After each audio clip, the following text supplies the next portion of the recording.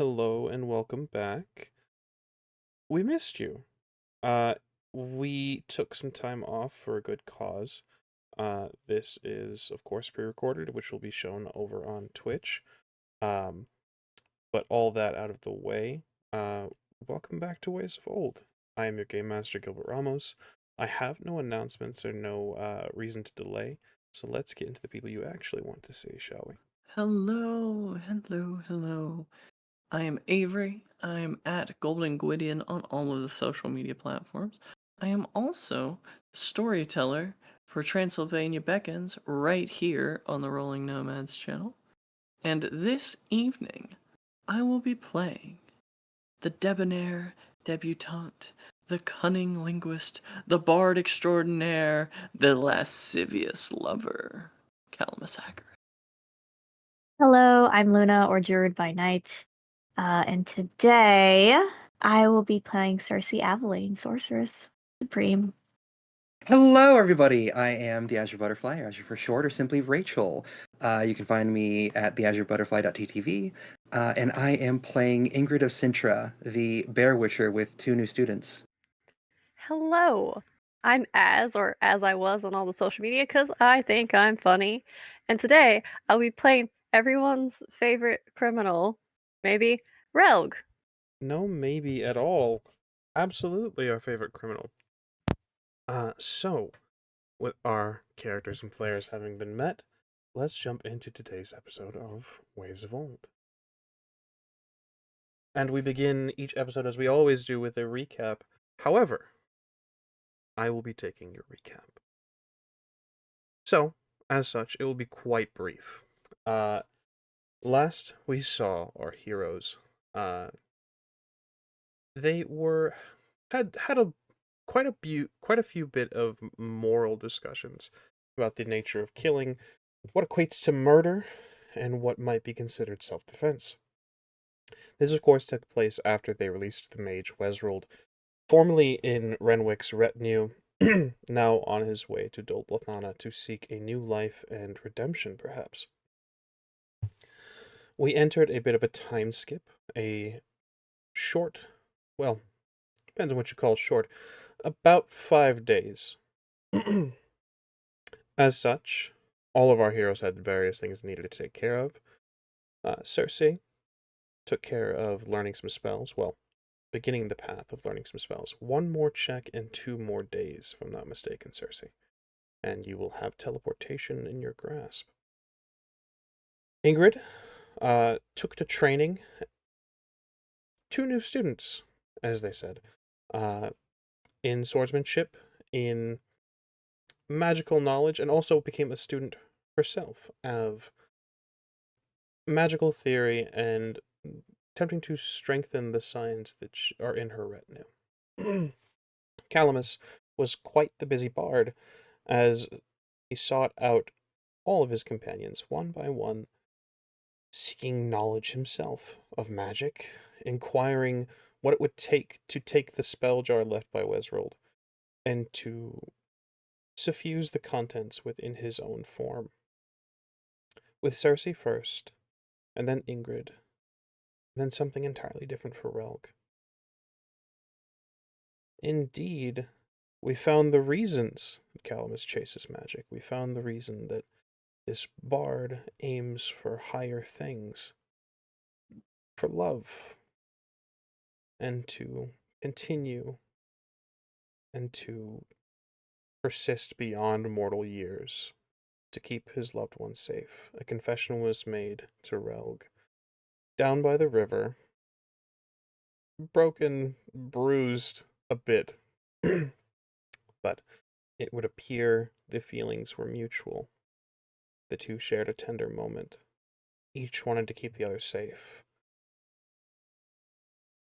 And there, the River Choltla, confessions were had, and love was shared. This, of course, was only a few miles away, a few hours away from the group's destination. And this is where we find our heroes now. This is where we rejoin them. This is where our camera pans in Our heroes are so close to their destination. Well, heroes, we'll say we join you moments after the confession.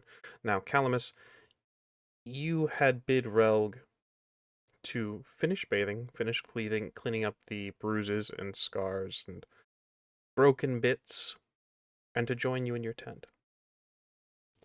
We'll say time has passed, Relg. You are bathed, and first aid is applied as best possible. But this is where we join all of you now. Well, really, Relg, I guess this brief skip of time kind of depends on you. How long do you take to self-care?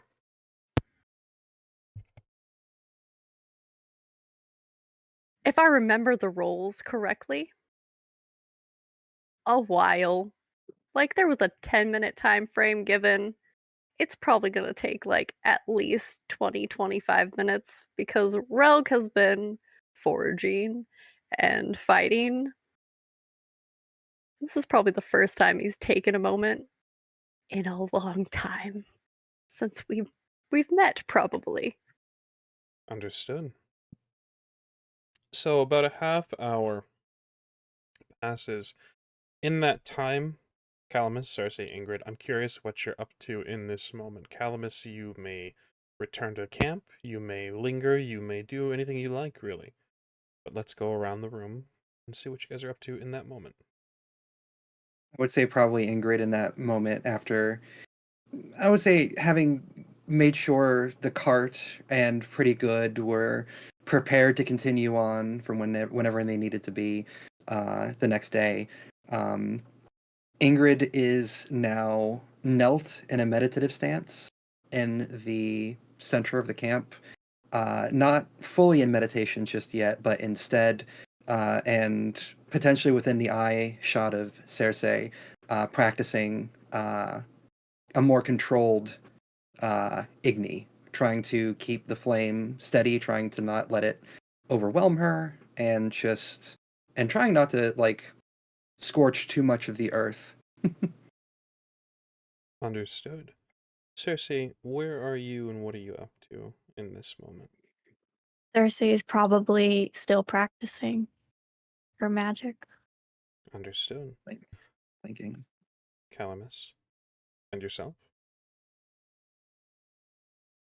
Elmas hot stepped it all the way back to the tent.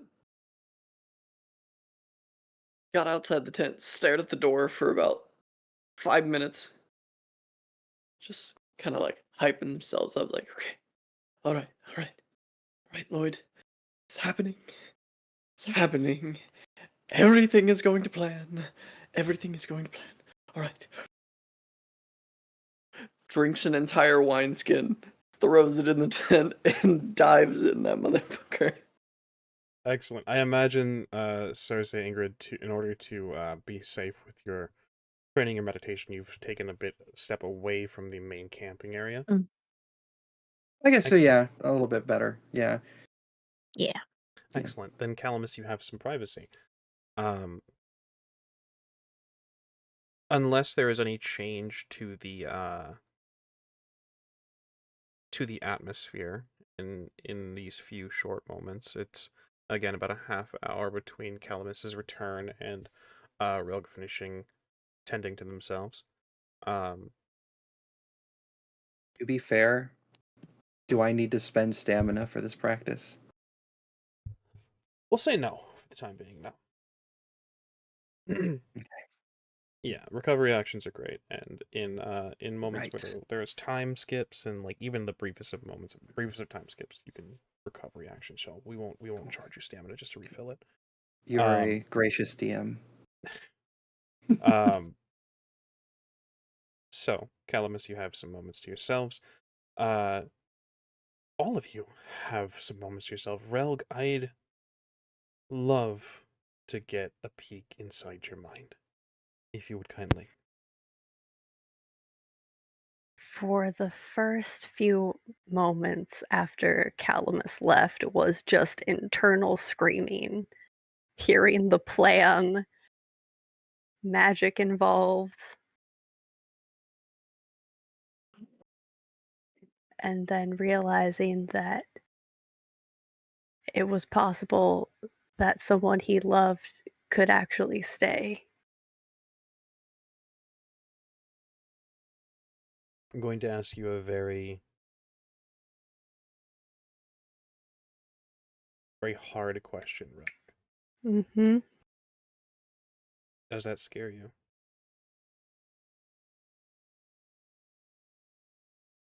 Yeah. It terrifies Rogue. Might I ask you to expand on that a bit? Absolutely. The music jump scared me. Rogue has had to move around and leave places and watch people he loves die over and over and over again. The one person he loved died. It wasn't the same as with Calamus, but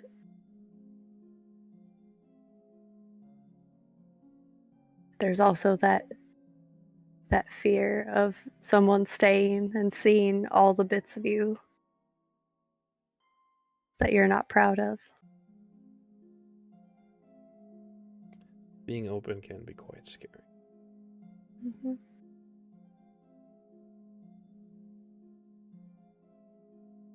Whether you dwell or reflect on these things is entirely up to you. You have time alone.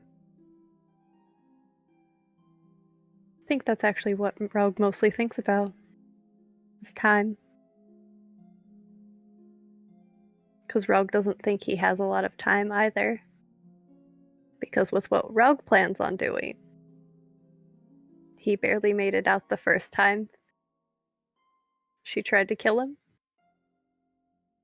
And now that Duchess is in league with this other person that we're hunting down, from my understanding of what, for Rachel's sake, Waldo said. I appreciate you. I appreciate you so very much. Justice And for he never Westworld. and he never planned on making it out alive of that second fight.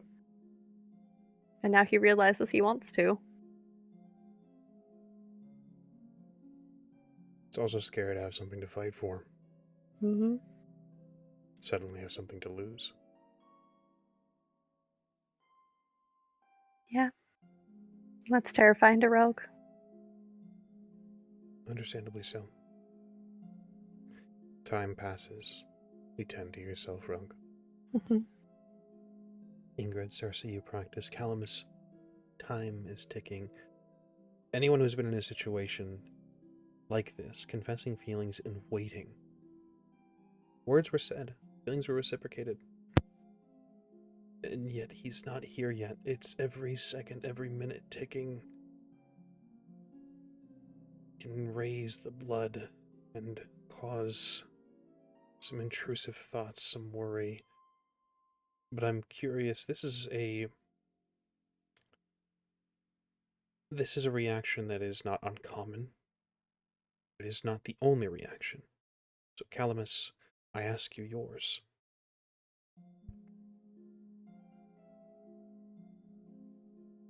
I think, were this anyone other than Rogue Withane, Calamus would begin to worry. There would be those thoughts. Did I say too much? Did I not say enough? What? But Relg has been Calamus's companion and partner through the worst parts of having been a traveling bard. And in this, the rarest of occasions, Calamus's feelings on this relationship are, again, not to be redundant, as rare as it is, truly founded on trust. And so I think there is a little bit of anxiety creeping in, but coupled with a little stress eating of some fruits that he's squirreled away into his tent. It's like Satsumas. just thinking to himself, "Man, this is Relg. Relg always comes through. It's real. I mean, I'm being silly. I'm being so silly right now. It's Relg. He'll be here. You know, maybe he just found a shiny rock, or maybe he stumbled upon some more herbs, or there was that one time where he found a mushroom and he just spent a while doting on that mushroom. This isn't bad. This isn't weird. This isn't strange. I'm just going, this was a whole pear about 30 seconds ago, and now it is just the core. All right, okay." Well, That is Uh, felt. in this cascade of thoughts and perhaps mutterings, you may emerge whenever you'd like, or hesitate if you so choose.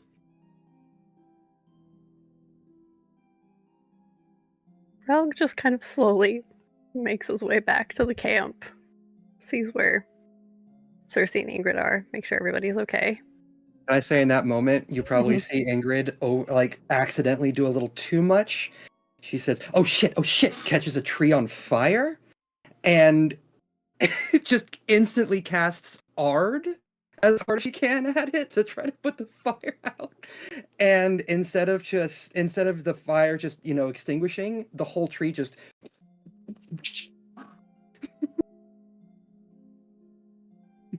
Relg, I think Just you that- have a reaction to that, perhaps.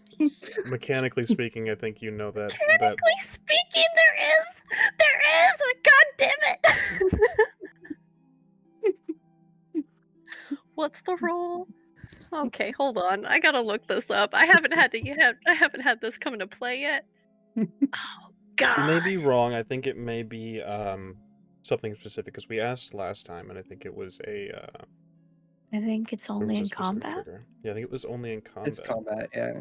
Yep, stun saves in every 5 rounds that magic is used in combat. Are you fighting the tree? How many rounds have you gone? Just the Not one? 5. Okay, perfect. We're not fighting the tree. That was a literal accident, and Ingrid just having a split-second response to it. So, Relg, your reactions are your own. However you feel narratively.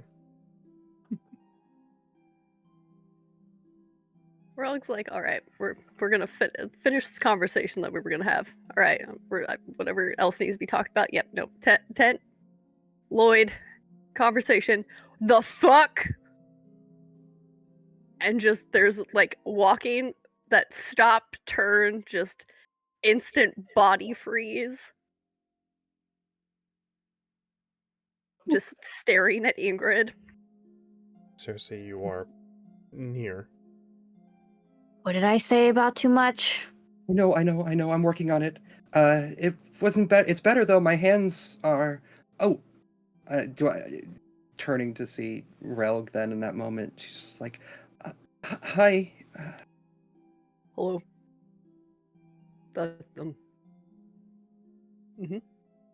Are you okay?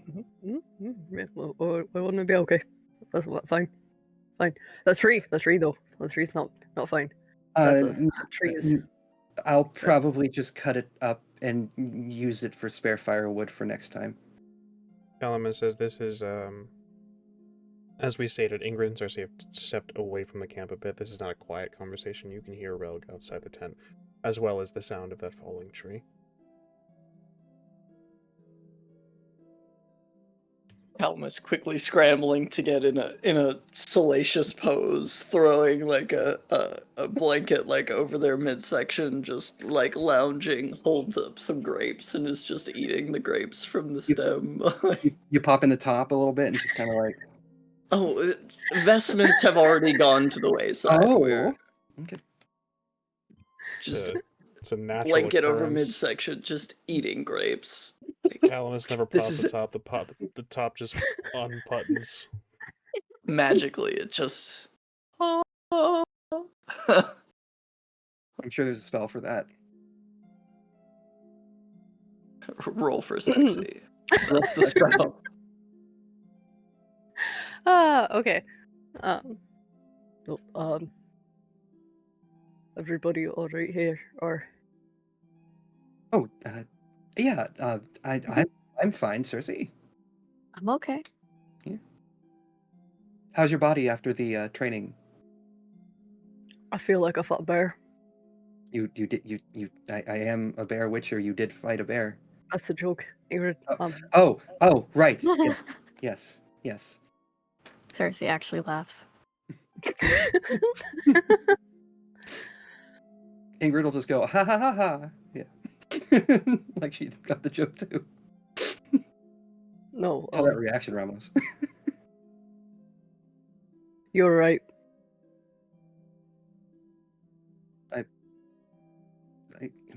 Mhm. What was I right about? And then he,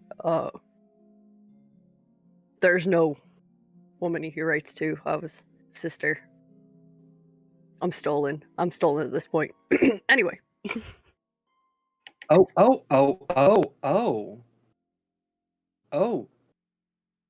Well, do you have somewhere? It sounds like you have somewhere you need to be. Mm-hmm. Do not Relg, I keep him think waiting.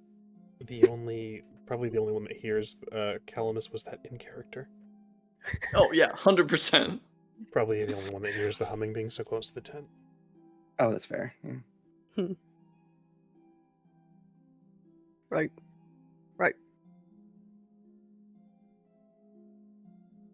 I'll help you with the firewood later. Don't worry about it. I got it. Unless Cersei, do you have magic that can deal with that? All right. Well, you have fun with that. And just As Relg turns away, Ingrid is going to whisper, "I knew it." He called it immediately. And as we leave these two outside, Relg, you join Calamus. Calamus is... Well, take some narrative control, Calamus. Lounging, satin blanket over his midsection, eating the grapes. 2 chalices of wine have been poured. If it would have been safe to light candles, he would have, but there's the slight eau de lavender of the oils that Calamus has put on his neck and behind the napes of his ears. Hello, darling. what are you doing? This is a bit. Come on, just play along. It's a bit. It's not a bit. It is a bit. Of course it's a bit. Oh, life is a one long bit, except for this. This is very real. Just out, like, let's take a step out of. I'm doing a bit, but this whole thing was very real. Right. I thought you might, enjoy the full Calamus, if you will. That's what Lloyd. I've already done all of the, I just need you to know that. You understand that, right? Of course, darling, of course. But just for once, just for the fun of it, I thought this might be a little spicy, as it were.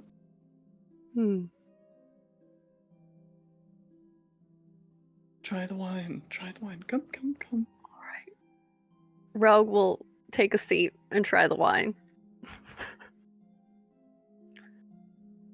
We don't have to do all this, I know we don't have to, but half of life is doing things we don't have to do. We have time, Cal. I know. Just, I wanted to, do something special. I understand that you want the flair and the... I want the romance, darling. All right. We're in the middle of the woods while Ingrid is cutting down trees with fire, and then freezing them. Is that what the other one is? Art is literally just like massive gust of wind, pretty much. All right. Well, Ingrid is setting things on fire Horsepower. and then blowing them over. Right. Yes, I heard the falling. Yeah. I don't know when we're going to get to, the opportunity again. We're almost in Nilfgaard. We're a few miles away.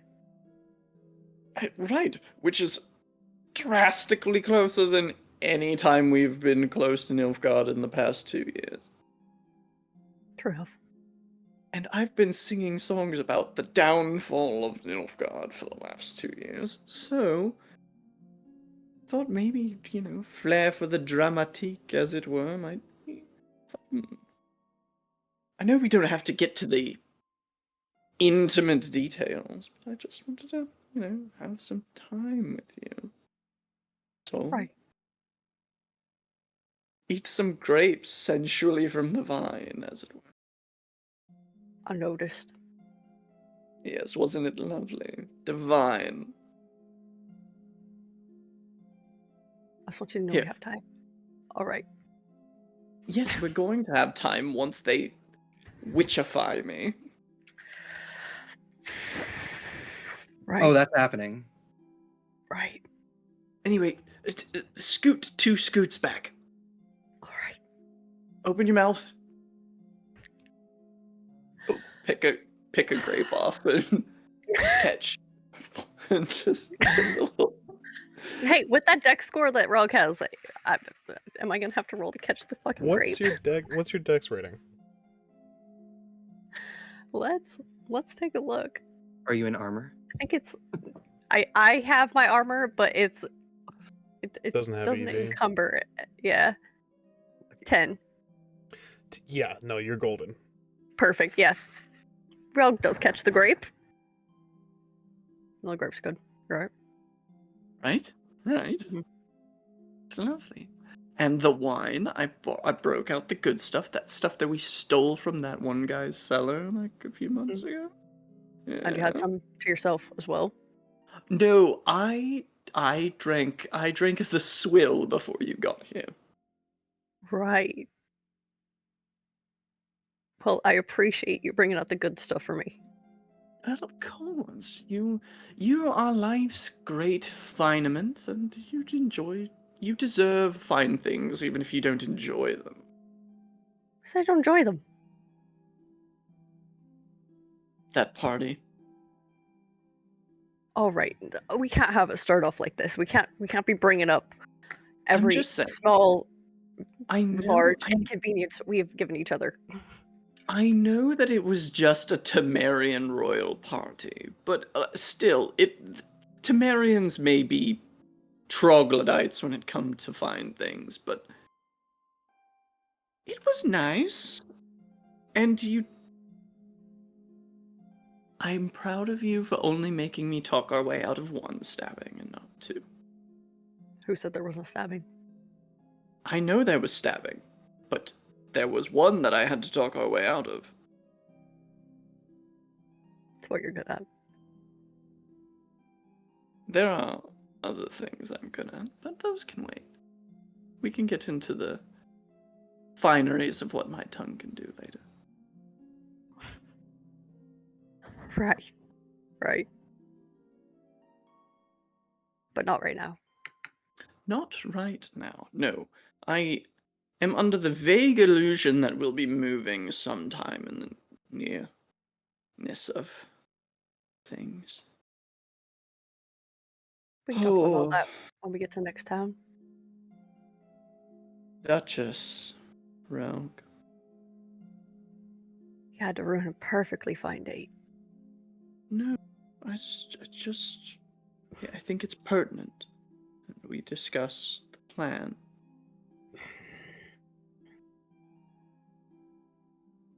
We're gonna have to discuss it with everyone. No, I know, but there are finer bits that perhaps are best kept between you and I. Such as?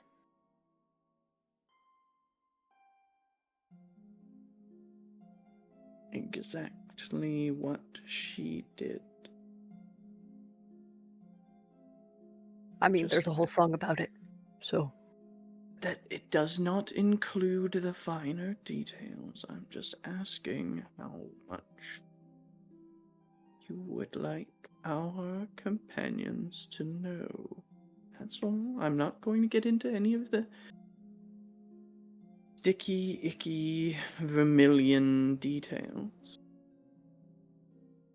I'm trying to respect your privacy on the matter. That's all. Cersei actually might know more about it. Yes, but how much do you want them to know? Nothing right now. She's no problem. Darling, she's going to be a problem. And it's best to get ahead of these things. Before we get too close, we should probably actually talk about all that. And how much is all in this case?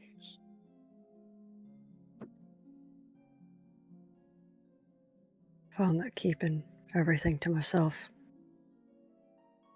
was in the original plan. And then I've been told I have to live, so. True. It is true. You do have to live, or else the aforementioned finer details will be lost on you. We can't have that. I just worry that should we reveal our hand all in one go, there may be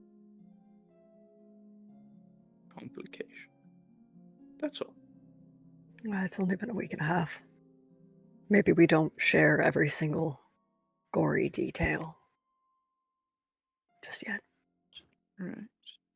And again, let us be frank. This is assassination. There is no other way to color it. It is. For what she did to you, the penalty is death. And as we discussed with Ingrid a few days ago, killing is murder, even if it's justified. And given her political title, certain variety of murder is considered assassination. Yeah, I know. I don't want Ingrid. I know her feelings on killing certain people. So that's Right. why maybe we give all the gory details. And when That we woman is a do- monster. Right. And I was her pet. Anyway. Let's not get moving soon. Let's not dally on that. Yes, no. That's far too grave a topic. Let's drink wine and savor the moment. And tend to the weeding of our garden later. It's a good plan. Thank you for the wine. It's the only kind of plans that I have, darling. And Rogue will lean in and kiss Calamus and wait for the magic to be over outside. The magic to be over outside or the magic inside? Now, the magic inside can keep going. The magic outside with the fire and the trees, that can stay out there. If there's... Don't forget, Ingrid is also blinking. Or no, Cersei is also blinking. Cersei's going back and forth. Yeah. It's fine. Everything's fine. Distorting. Ingrid's casting fire stuff, and Cersei's blinking around, like, teleporting. The magic inside never ends. We operate on a fade to black principle here. So, whatever happens in that tent is between Relg and Calamus. Ingrid, Cersei. Time passes, you practice. I imagine you will give the two of them their privacy. Mm-hmm. Time passes. It was morning when we left, when we passed our vision.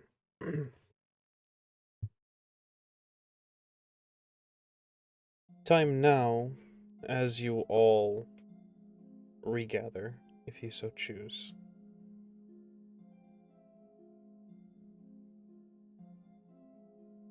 Still morning. Time is, a wise individual once said, a weird soup. You may all rejoin as you wish. And the scene is yours. Ingrid is probably about that point finished. She trained for a little bit longer, but then would have started to cut at aspects of that tree using her giant Ursine steel greatsword. Trying to get as much scrap wood for the cart that we can keep for later camps and the like, and to feed our current campfire, which I think we still got going because cold mornings. Understandable. Yeah. Has it been 5 days at this point? This is the 5th day? This would Or be not the yet? 5th day. After finishing chopping down the wood and packing up as much as she can and refeeding the fire, Ingrid is going to probably just take off her swords, place them down against a cart, and then sit down by the fire with her journal out. Not writing in it, but flipping back several pages, probably to the beginning, and reading a little bit of a somber attitude about her. Noted. Alamus, I think, is going to try and gather Cersei and Relg, near the cart. Understood. Thanks. Cersei, where does Calamus find you? She probably would have been walking back, book in kind of at her side. Kind of fixing her hair as she's walking. Just back to the camp. Calamus will just kind of sidle up to Cersei really quick. Darling, you really should let me cut your hair at some point. I mean, it's beautiful, but you could always use a little trim.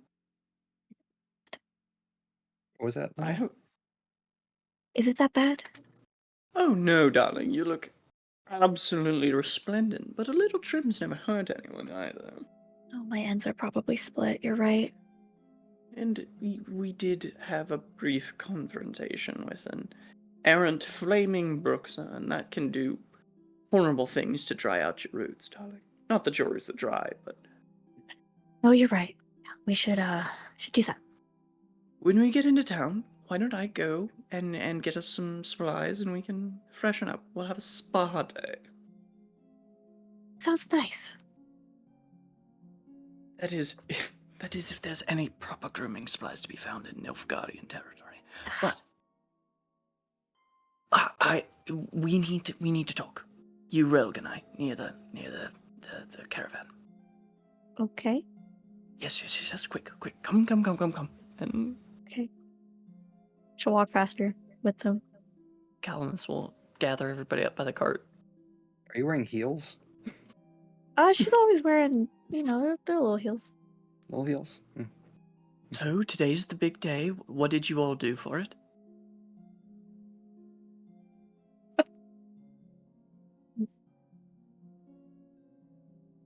tilt her head. No. It's Ingrid's birthday. It's Ingrid's birthday. It's Ingrid's No, birthday. she What said that was in fact fight. Oh fuck. Yes, precisely. Oh fuck, indeed. I've put something little together, but we should, make a show of remembering the day that Ingrid was born. No, you're right. We should do that. Oh gods, I didn't get her anything. What hard does, to get what stuff does on the one road. do for a birthday exactly? Usually, I just get Cal extremely. It's fine. Could we get Ingrid No, drunk? Is that what she keep wants? going. No. I think Do you want me that's the to? thing. I think Um, I think you can get a witch drunk. I'm not entirely You can get a sure. Witcher drunk. You can absolutely get a Witcher drunk. Oh Yeah. well, I mean, you were hungover when we found you, so Yes. I would say probably about this time, Ingrid's finished the section of her notebook that she wanted to read. Makes another little tally on the very first page and closes it. She's going to place it down by her swords, and leaving her swords and her notebook behind, she's going to go off into the woods. If y'all are by the cart, you could probably see her starting to do this. My goal is to see Storyteller if I can find snowdrops. Big question for you, Ingrid. Mm-hmm. Are you wearing your armor? Yes. I was wearing my armor last I remembered. Excellent.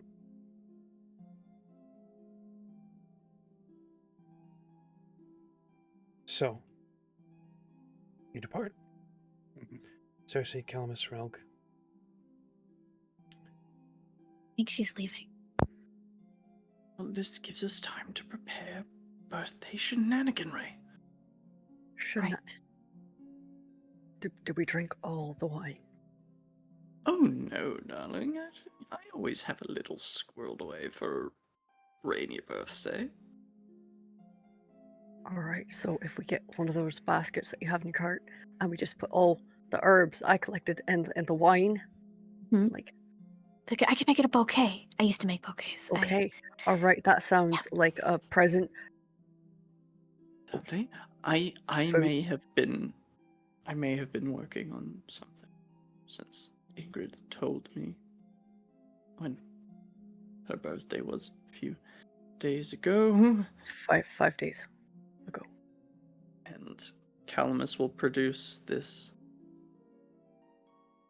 It is a woven string of vines and flowers, and it has snowdrops and water lilies and like little sprigs of lavender. Like, Cersei, is there any way that we can make these not wither? Is that a magic thing you can do? It is certainly a magic thing. I don't know if it's a magic thing I can do. I may have something to preserve it in the stock.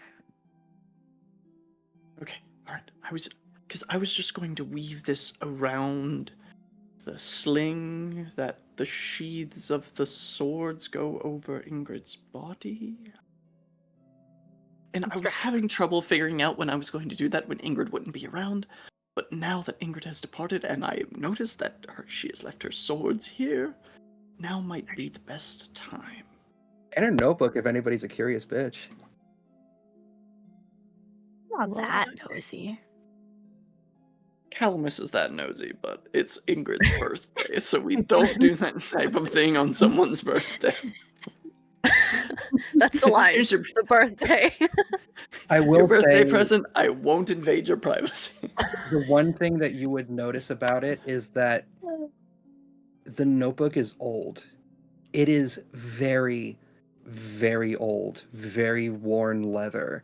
There are stains of various kinds upon the leather cover. Some of it might be blood and other concoctions and the like over the years. This, for anybody who might be well enough to notice this journal is probably as old, if not older, than Ingrid. Great. So let's see if we can preserve these, and then we'll get the basket ready, and then Relg, maybe you, after we get everything ready, you can, you know, see if you can pick up Ingrid's trail and, I don't know, observe the goings on in the forest.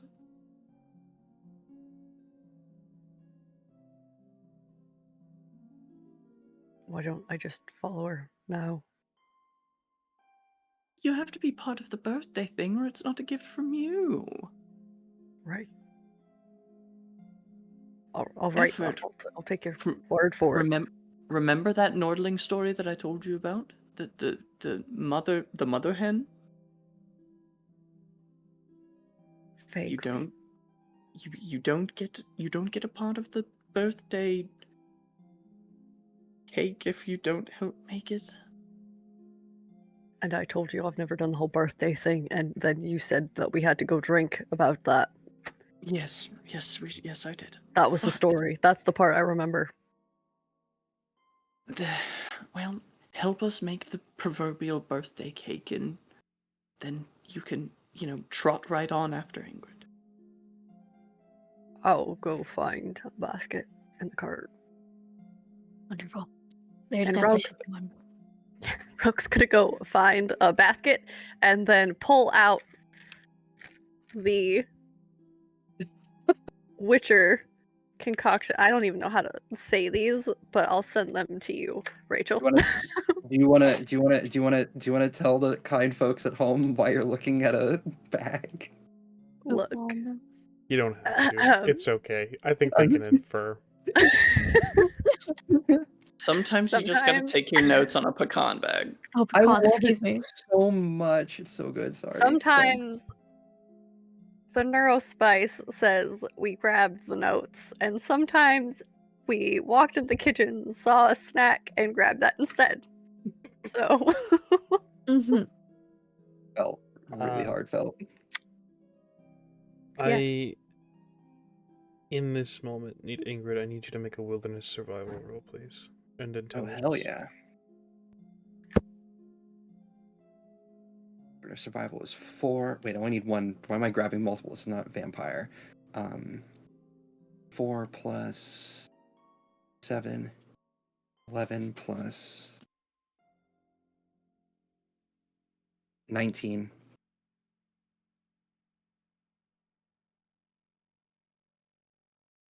You forage.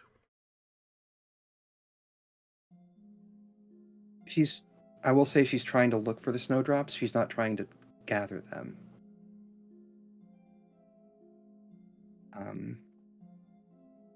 I assume I find some.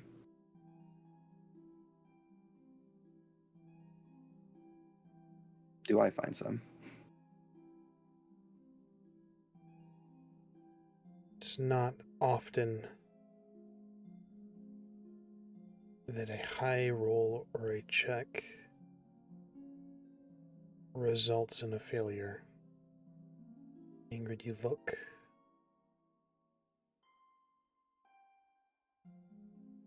You find none. Perhaps it's the season. It is almost springtime.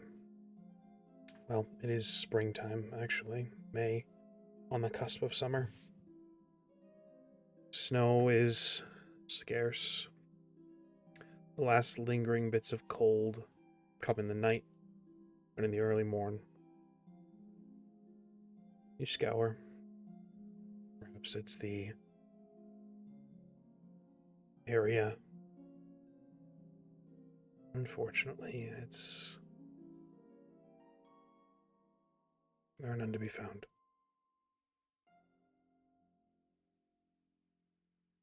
Ingrid is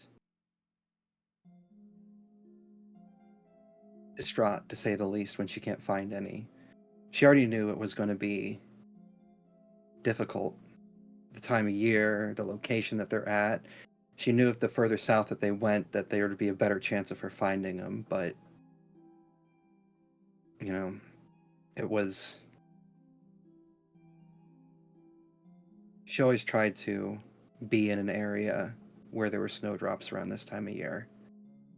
And this is probably the first time in a while that she's not. And she's just gonna, after a while of foraging, scrounging, trying to hunt for these snowdrops, she's not getting angry, but she's just sad. Tears falling down her cheeks as she presses her back against the trunk of a nearby tree and just lets herself slide down to the air. She just says,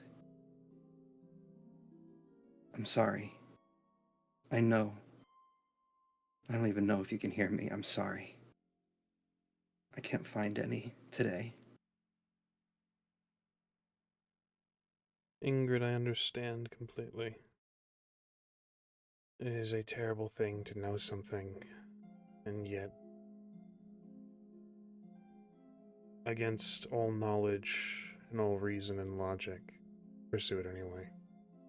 The check is for your knowledge.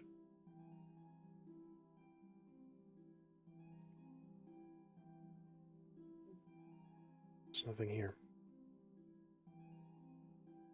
He's just going to continue for the moment, talking to the air.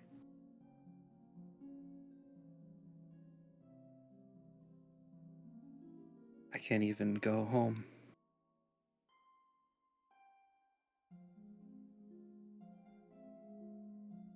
You were the last person to make me feel good on my birthday. And I feel even good about it. And I've met someone now, a friend, I hope, that reminds me of you. Someone that's giving me hope again. And I don't know if I should believe it. I don't know if I deserve it.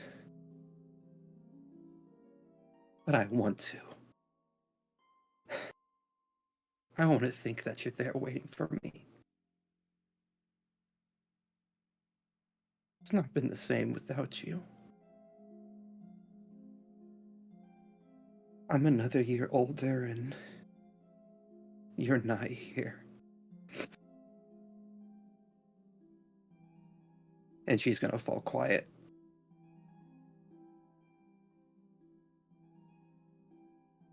And take time, Ingrid. As is natural and normal. And while you do this, the three of you, what are you up to? I have a thing. I have an idea. Okay. Do you remember in the Witcher show when they were showing the first spell? It was like Ape. And they killed a flower in order to make rocks float. Can I take life from a random flower and put it into this weaving to preserve it? I'm gonna get water. Witcher, the tabletop game, encourages spontaneous use of magic. Mhm. It's not quite as loose as, say, Scion, but going outside of the realms of the mechanics is possible. Okay. Describe to me exactly what you want to do, Cersei. I'm going to gently take the thing that Calamus made and kind of holding it in one hand and taking like another handful of just random nearby wildflowers and taking life from the wildflowers and putting it into the weaving.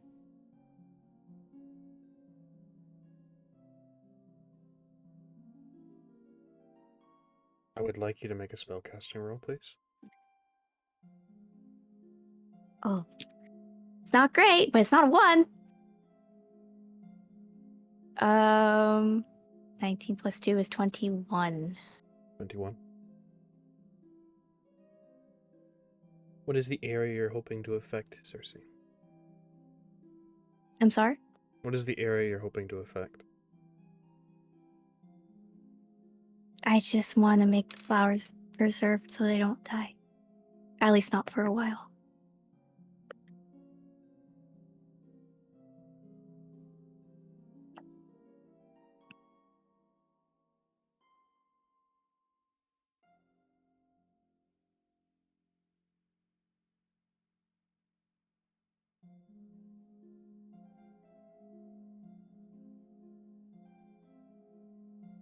How much do you want this, Cersei?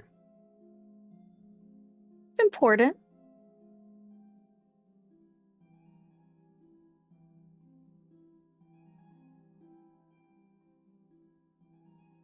I want you to roll me another d10.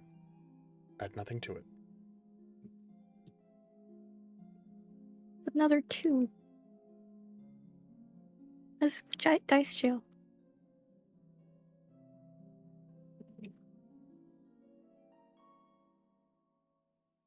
It's a basic thing you want here, Cersei. Hmm. The transference of energy, chaos, whatever you wish to call it. One of the very first lessons you learned at Artusa. Mm-hmm. This is not really a spell. It can be equated to one. And certainly is for mechanical purposes. And you have been reading a source from a source of magic, a source of knowledge that has mysterious origins.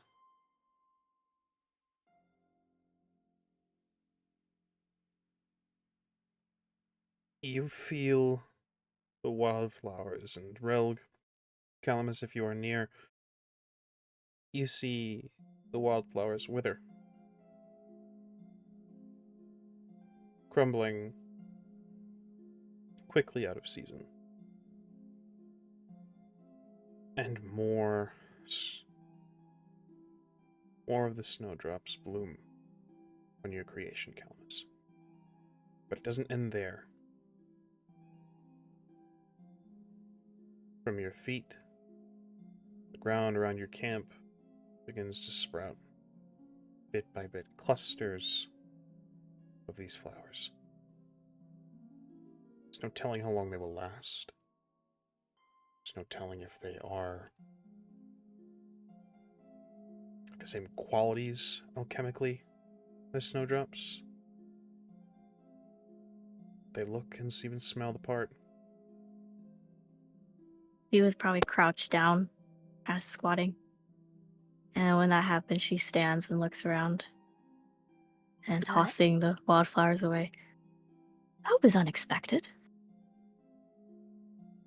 I think Oh. Relg and Calamus would have been arguing about how to arrange the basket and just. Calamus will stop and look over. Oh, Cersei, darling, that's wonderful.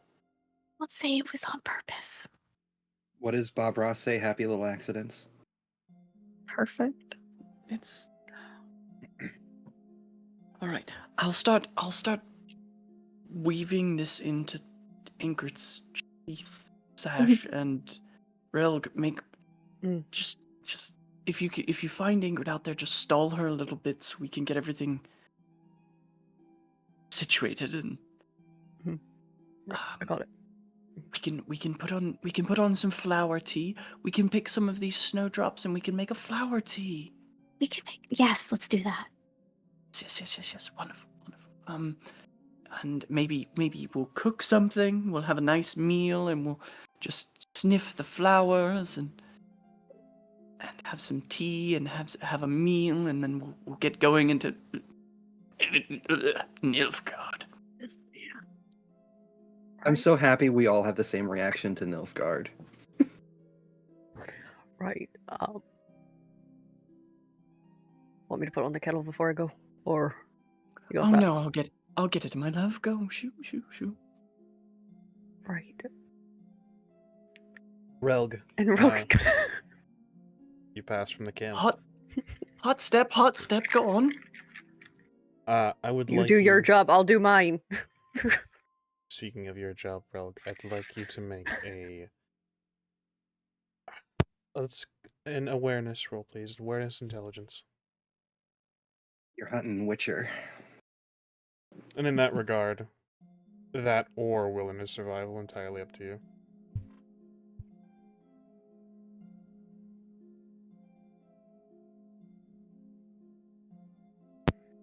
With my 4 intelligence, let's just see if they're the same. As a It's fine. reminder, It's fine. you have some luck at your disposal. Yeah, 3 whole luck. I mean, it is Ingrid's birthday. I was gonna say, Ingrid is a Witcher, so I would also like argue for monster lore. No. I don't hunt monsters, just the human kind. I'm gonna use all 3 of my luck to find the Witcher. Excellent. That's a fucking 10! Ah! I Okay. love the reaction so much. It's beautiful. 15 plus 8 plus 3. 26. 26. Relg, this is not something you are unfamiliar with. You track footsteps. You track footsteps. The smallest bits of blades of grass that have been moved. Anyone moving through the wilderness will leave a mark, will leave scars, let's call them. You hunt. But with more favorable purpose than you have in the past. You find Ingrid sat up against a tree. She's fetal right now. Ingrid, what happened? What? Like, Rogue's gonna rush over, like, start checking her for, like, cuts. Oh no! The moment you, you're reaching out to touch her. Mm-hmm. The moment she hears your voice, the moment you come into contact with her, she bolts like back, like legs going flat, and she's just. Raul, her cheeks, her eyes are stained with tears. She's quickly just cleaning herself up, and she's like, "I'm sorry, you weren't. No one was supposed to see this. I'm sorry." I haven't seen anything yet. Don't worry. I am sorry. Did I miss something? I just needed to come out here to do something. Was it what you were doing? Or I know. I failed in my hunt. for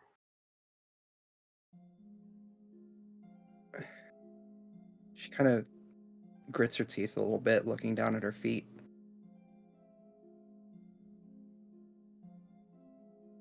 It's my birthday, Relk. It's not a happy day for me, usually. It hasn't been in many, many years. And it didn't start out happy. I was looking for snowdrops, and I couldn't find any. right. I'm sorry that hasn't been a good day for you. It's okay. There will be others. Maybe. The life of a Witcher. True enough. However, I'm pretty sure I found some. If that's what you've been looking for. Ingrid furrows her brow a bit, and then Where? Oh, maybe we take a few deep breaths there. And Right. Cersei mentioned control. It's good for things. My emotions are what drive me to overreact at times. The emotions behind action is good, but you have to make sure that the action itself is controlled. Otherwise, you get rather fucked up. That's true enough. I must seem such a strange Witcher to be talking about emotion and the like, but here we To be are. fair, I haven't met many of you. And not many prefer to get to know us. That's why I like staying around Cersei and, well, now you and Calamus, though Calamus confuses me at times. Very... I can't tell when he is being sincere or just speaking. But I assume that comes with time. I think it depends on the breath he's taken. She's actually going to smile and chuckle at that. But she's going to say, you all have yet to push me away. And you have yet to meet a dark fate, for lack of a better term. So, I like being I around understand you. the feeling. Same. It's been nice getting to know you, Lady Witcher. Likewise. It would be nice to have more friends. Again, people that I can trust. I find that quality over quantity has been the best way to go. But then again, I'm an elf, so... That is very valid, and I can say the same goes for Witchers. Not many of us are welcome for long in many of the cities. We are of a use for a specific time, and then when that time comes to an end, they do not want us anymore. They throw coin at you and boot your ass out the door. Yeah. Oh yes. That famous song. Don't talk to Cal about this song.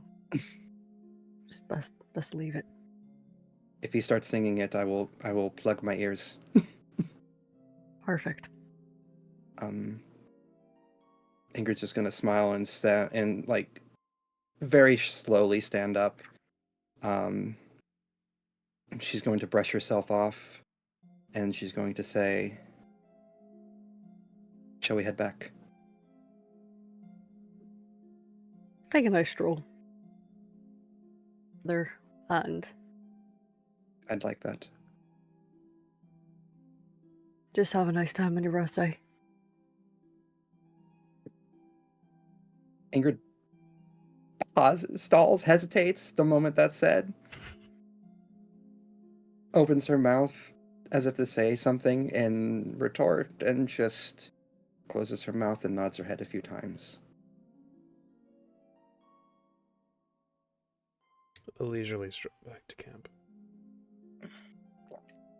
Probably a scenic stroll. Just a little bit, like enough to like stall, point out some nice things. If there's something cool we find along the way, Rug will pick it up and hand it to Ingrid as a birthday present. A shiny rock. Shiny rock. We love pebbling. I love that so much. The one thing that you're going to learn then, for sake of brevity, is that when Ingrid means, "Oh my god, I love rocks." Oh shit! I meant to say I love cheese. Sorry, that's a little joke, but for the sake of brevity, Ingrid is you'll learn that the reason that Ingrid is kind of weary about friends is because wherever she goes that she feels accepted, be it, the Bear School of Witchers, be it Sintra, where she even earned a title, all of the homes that she called home, all the places where she called home, met their end in one way. And most of the people that she would have called friends, save for a few like Cersei and almost Nyoka, have died. Same hat, my dude. This We're just trauma conversation. bonding. We're just trauma bonding on the way. just trauma bonding. So yeah, no, everybody I've ever loved has died. Look at this one. This conversation takes place, I would imagine more eloquently. Oh, 100%. I but just brain soup. good. Perpetual brain soup. Eventually, your leisurely stroll ends, and I will pass narrative control completely and wholly over to Calamus and Cersei. What do your friends walk in on? All right.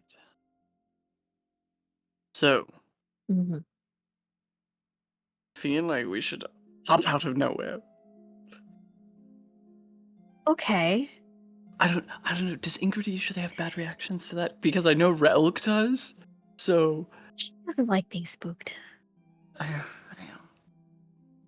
Oh my god, I told him that I love him, and it was this whole thing. It was romantic. Not really, I mean, he was naked in the river, but I was kind of yelling at him the whole time. But it was good. It was good. I'm And, so happy for you. well, it has strengthened my resolve. We must storm the castle in daring and dashing fashion, slaying vampires hither and thither, laying low to the dastardly villains what have thief-napped thine love. And we must kick in the door. You'll carry her across the threshold, hopefully with her arms and legs on her body. That would be preferable. And we shall gallivant into the sunset. Uh-huh. Something like that. She can go out in the sun, right? She That's can the go thing. out on this. Yes. Okay, I didn't. I was thinking sunset just to be safe, because Ingrid said the school's in the mountains, so the sunset should be shielded from the direct sun. But Makes now sense. we could do it to the sunrise to symbolize the rising of your love from a darkened place. Perfect. Write a song about it. I look forward to hearing it. It'll probably be rubbish the first draft, but we'll get there. We'll I'll shop it. workshop it. I'll Yeah. workshop it exactly. So, okay, all right. So we have the tea, we have the flowers, we have the gift.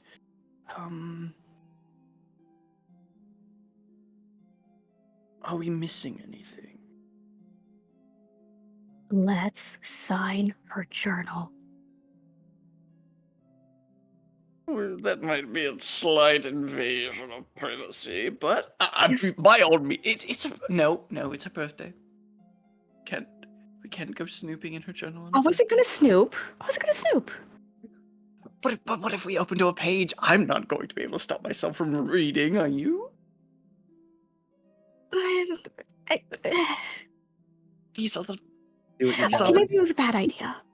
No, but just to be safe, we could open to the very last page and sign on the back inside of the cover. Yeah.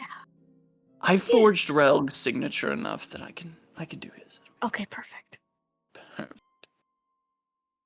And Cersei will take the journal and gingerly just flip to the back page without looking at anything else. There are pressed flowers and a little bit of loose paper that She'll are... be careful. Okay. You do this? Calamus, just out of curiosity, what is your forgery rating? My forgery rating is much higher than an honest man's should be. my my forgery rating is 8. Then I won't require a roll for this. Rel likely will notice a curl here or there that shouldn't exist, but many others, all others will see it as Rel's signature. And just as a point of order, Calamus will sign as Lloyd Bowen.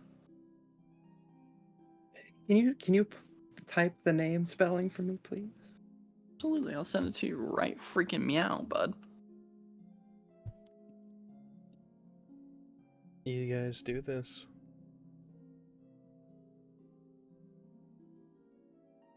I am forced to ask the logistical question. Who signs first? I think Cersei. Cersei has to sign first. Why? You've been Why? a friend the longest.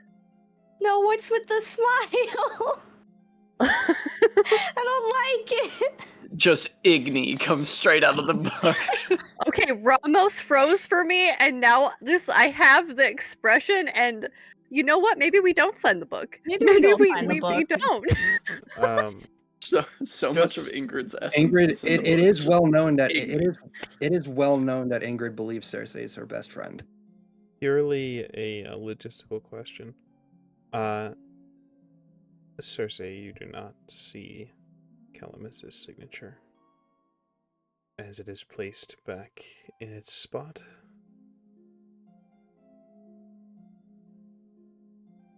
I And gotta give a look, but not say anything. Not yet. I thought it was pertinent to sign my real name. Of course. No, of course. Ingrid deserves that.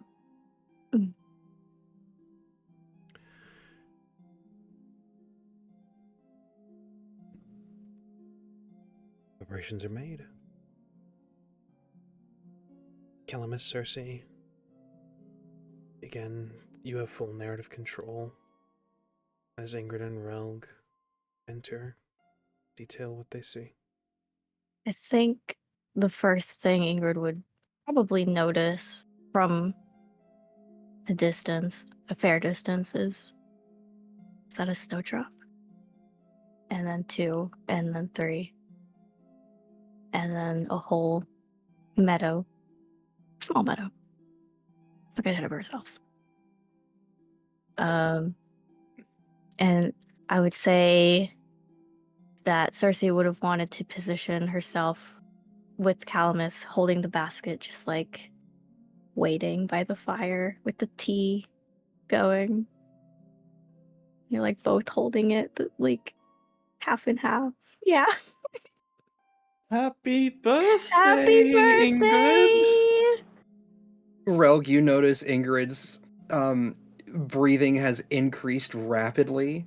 She stops, all of you notice she stops moving the second that she sees the meadow of snowdrops and the basket. And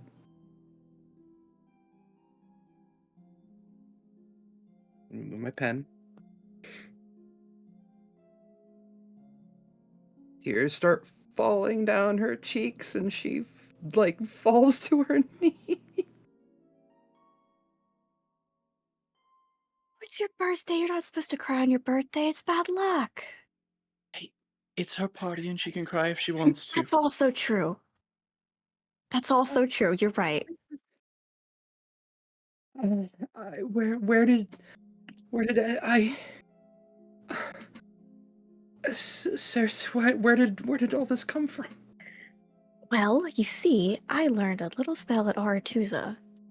It's a whole thing, but, you know, a magician never reveals her secrets. There it is. There's the line.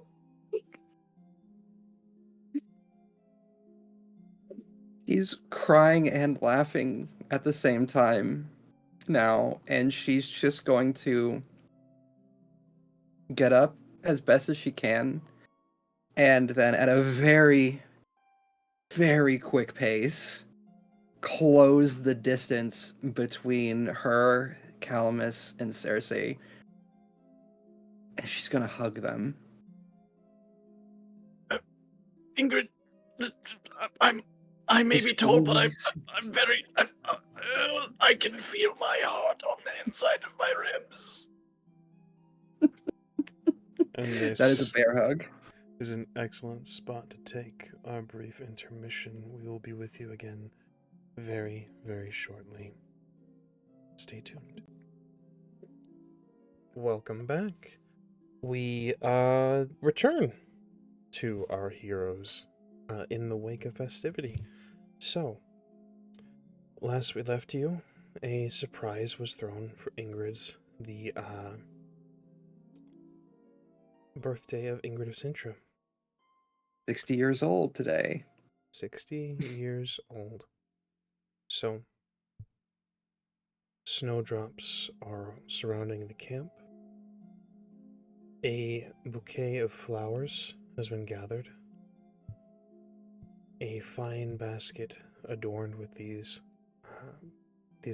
flowers as well. Celebration of life. Take some narrative control. The lot of you. How does it go? I I think was, Calamus will first pick up Ingrid's swords with the vines, with the snowdrops and the white water lilies that have been woven into the strap that goes across her chest, and carry it over to her. These are extraordinarily heavy. Ingrid. I was going to say Ingrid's not crying anymore at that point, but she's now exceptionally crying again when she sees that. And she's going to carefully, easily, take them from Calamus, and I think I positioned it just right so that you should have a snowdrop over your heart most of the time. Azure is trying to keep it together enough to roleplay. Ingrid is going to look at it and she's going to say, look to all of you, and she's just going to say, thank you.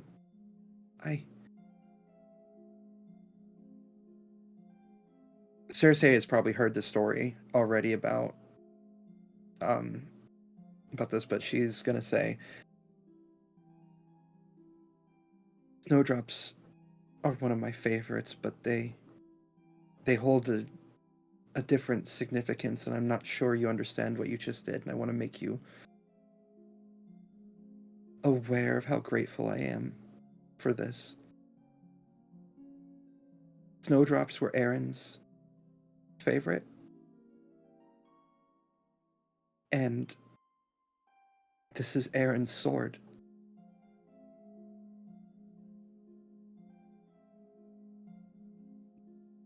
Ingrid takes that shaky breath, and she's going to strap the blades back on. And Can I ask a question?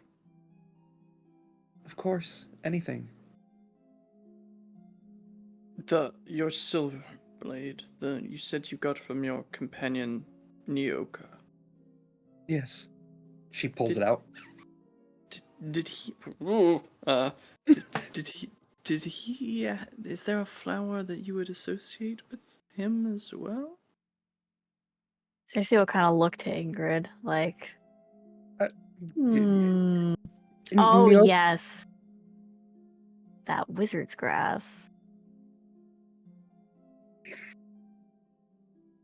The one that I smoke. Yeah. He was the one that taught me to. Is that actually what it's called, by the way? Because I No, can't remember. I just, it's an old joke. The wizard crash. We're gonna I we're, like we're it. gonna call no we're gonna call I would say, why don't we call it sorceress root or something along those lines. But yeah, she's going to say, looking to Cersei, yes, it, he taught me to use that to calm myself, to calm my mind. I rarely actually slept soundly in the past.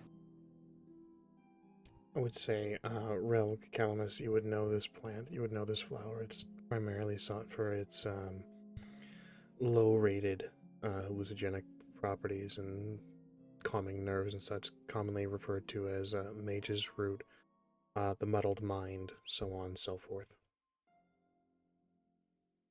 I'm sure we can find some of that and weave it in at some point as well. I know that once the blooms have gone too far, they lose that resin, which creates the properties you seek. Perhaps if we found some over-ripened subjects, we could weave those in as well. I think that would be proper and fitting. I would like that a lot. Although, if you really want something to, toy with the mind a little bit, I could mix you up a interesting draught. A potion. Yes. Not unlike the one that I threw when we were leaving Bruges, that is undiluted what I would make you. You see, the spores of certain mushrooms must be suspended in a liquid.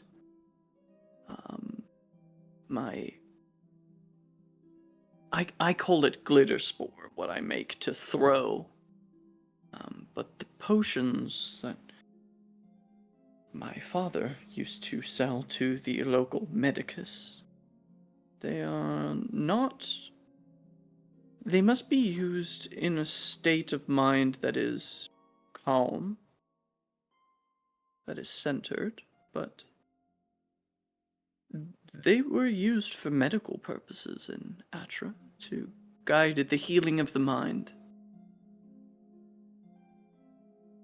I would like to, if you believe it would be safe. Well, I mean, I am a Witcher. There's a lot of things that are safe for me to ingest, but, well, safer. But if you believe that would help, I'm willing to try, though I'm not sure what potency would be necessary for someone of my stamina. Constitution is the medical term, yes. Why don't we'll start with low dosages and we'll work our way up. And, I do need to visit an alchemical shop when we get into town. I'll see what I can find. I would appreciate that greatly. Let's have some tea. Let's enjoy the afternoon. Smell some snowdrops. And then we can head on into Nilfgaard. Mm. The moment you say Nilfgaard, Ingrid's eyebrows furrow. Yeah. She's like, quite.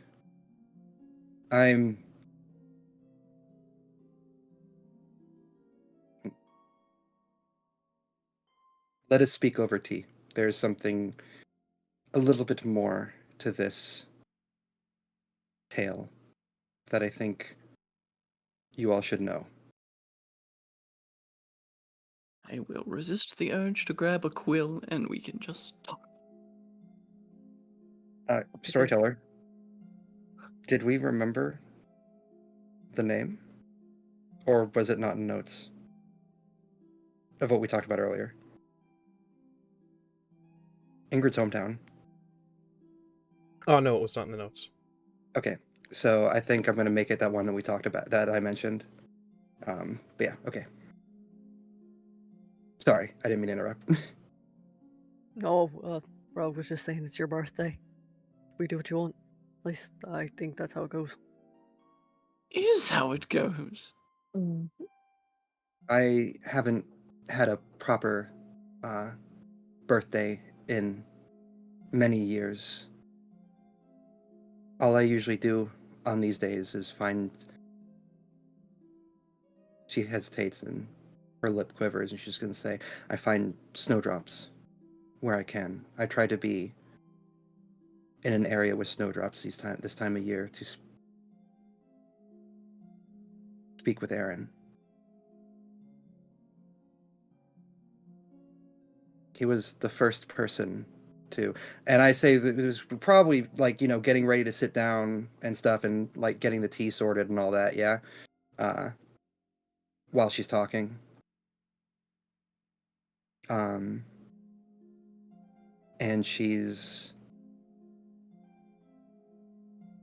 my birthday didn't start a happy one.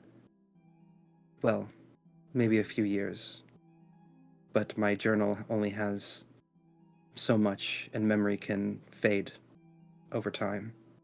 She says, patting her journal, which you would have grabbed. And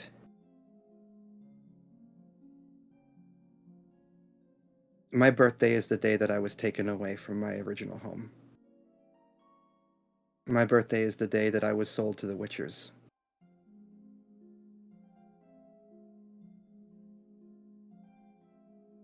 Aaron helped me see past that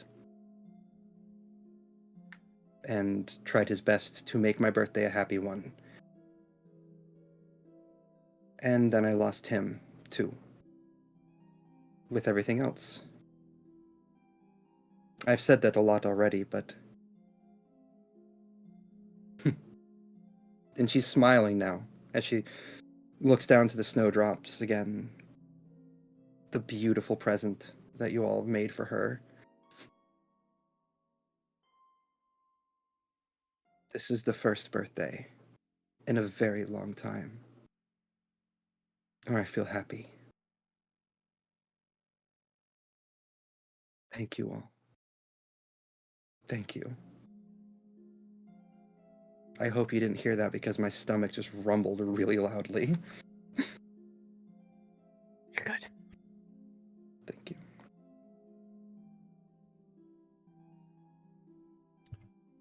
Stories are shared. History given. A celebration of life is had.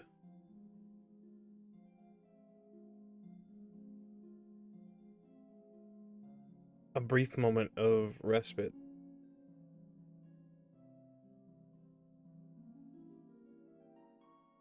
But there is business at hand. You are so close to your destination.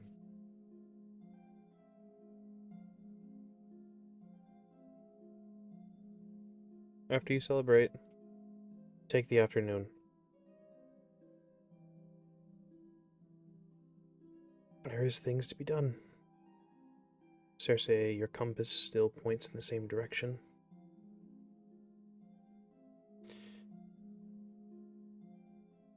I would say,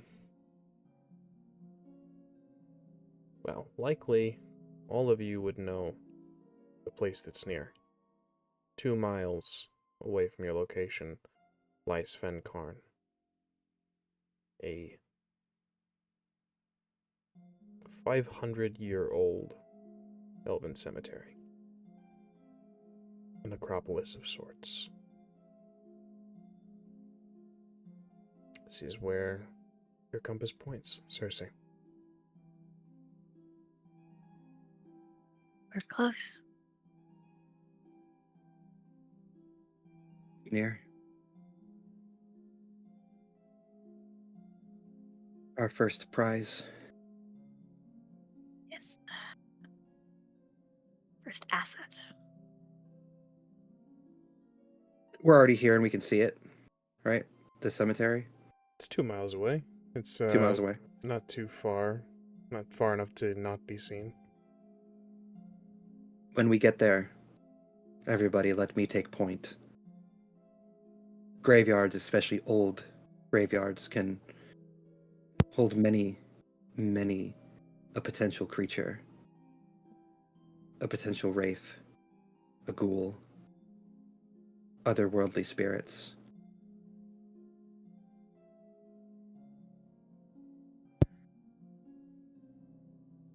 You take point.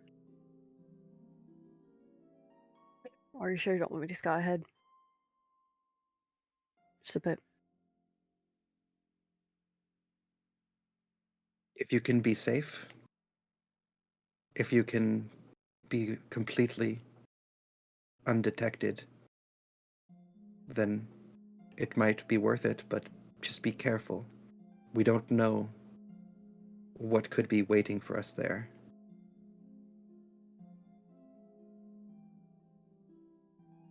True enough.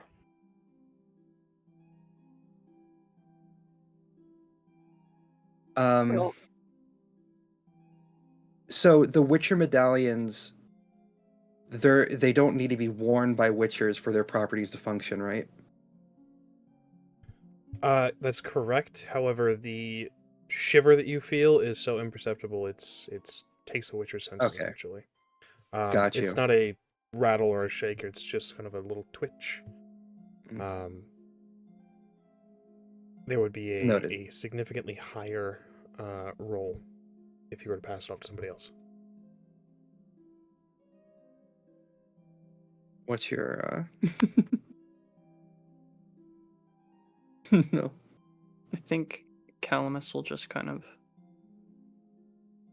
let Relg and Ingrid have this conversation and just kind of side up to Cersei for a minute.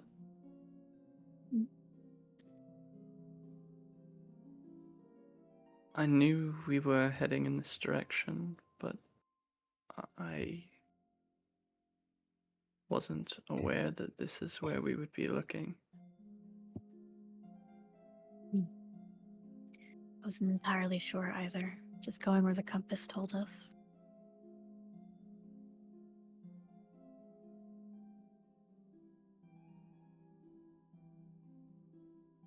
Is something the matter?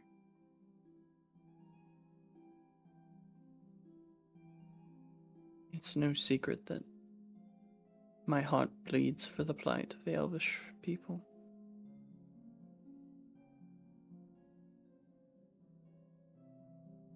These places wound me. The way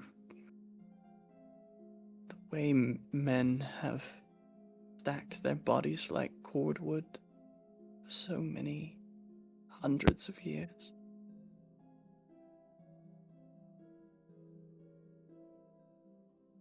Cersei just nods. I know you are of human nobility, but you're also a mage, and we hear things. Being a storyteller, that most mages have some degree of elvish blood.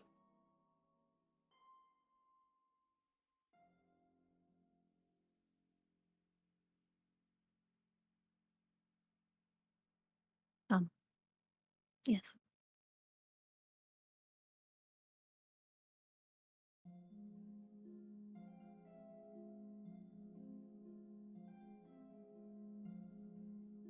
Calamus will just shake his head with little else to say and just kind of, almost out of a mechanism of comfort, just kind of wrap his arm around Cersei's arm and follow with Ingrid and Relg.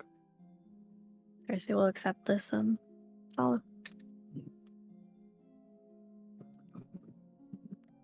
Travel. 2 miles is closed quickly in carriage.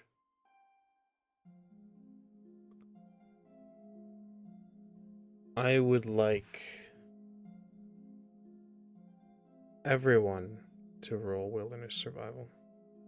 Oh dear. What's your wilderness survival, Cersei? My intelligence is a 10. That's fair. 16. You've got to be shitting me. I rolled real fucking low. 16. 12. 12. It's up to you, Relg. And Cal. 3 Come on. 2s today.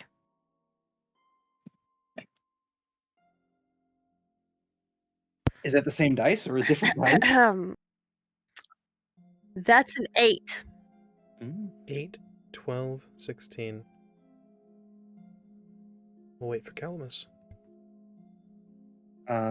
I guess on the way, Callum's currently Ingrid checking on the bane of hounds. felt. I guess on the way, Ingrid would have talked to Rogue because Rogue still mentioned going ahead a little bit. She's gonna ask, "Do you have anything silver on you? A dagger, silver arrow?"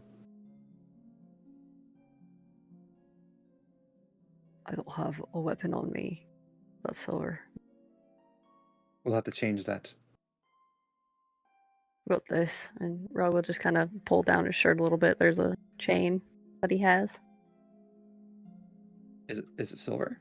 Is it like actual silver? Okay. If it's actual silver, Ingrid's gonna look at it and she's gonna nod. That could be used for something, but the only thing that I could think of would be, should you come into contact with a spirit of some sort, wrap it around your fist and punch it. Calamus, She would like that story. if you would kindly roll wilderness survival. Oh dear. Yeah, Look, We all look, we it's all up to rolled you. real it low. really is. I think I rolled the Really highest, right? I rolled the highest at a 16. This Mhm. is an intelligence ability? Intelligence, It wilderness, is. survival. Hey, that explodes though. Oh, thank God. Probably already better than any of us. Well, and I have decent intelligence. So that's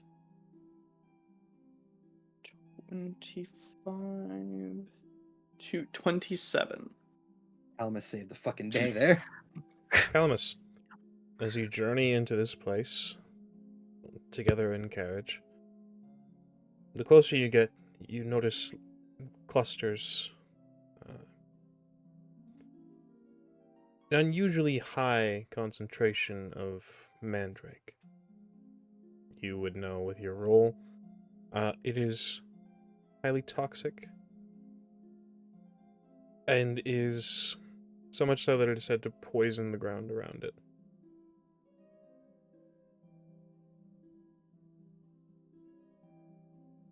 If I'm not mistaken, that is also one of the ingredients for one of the formula that I know.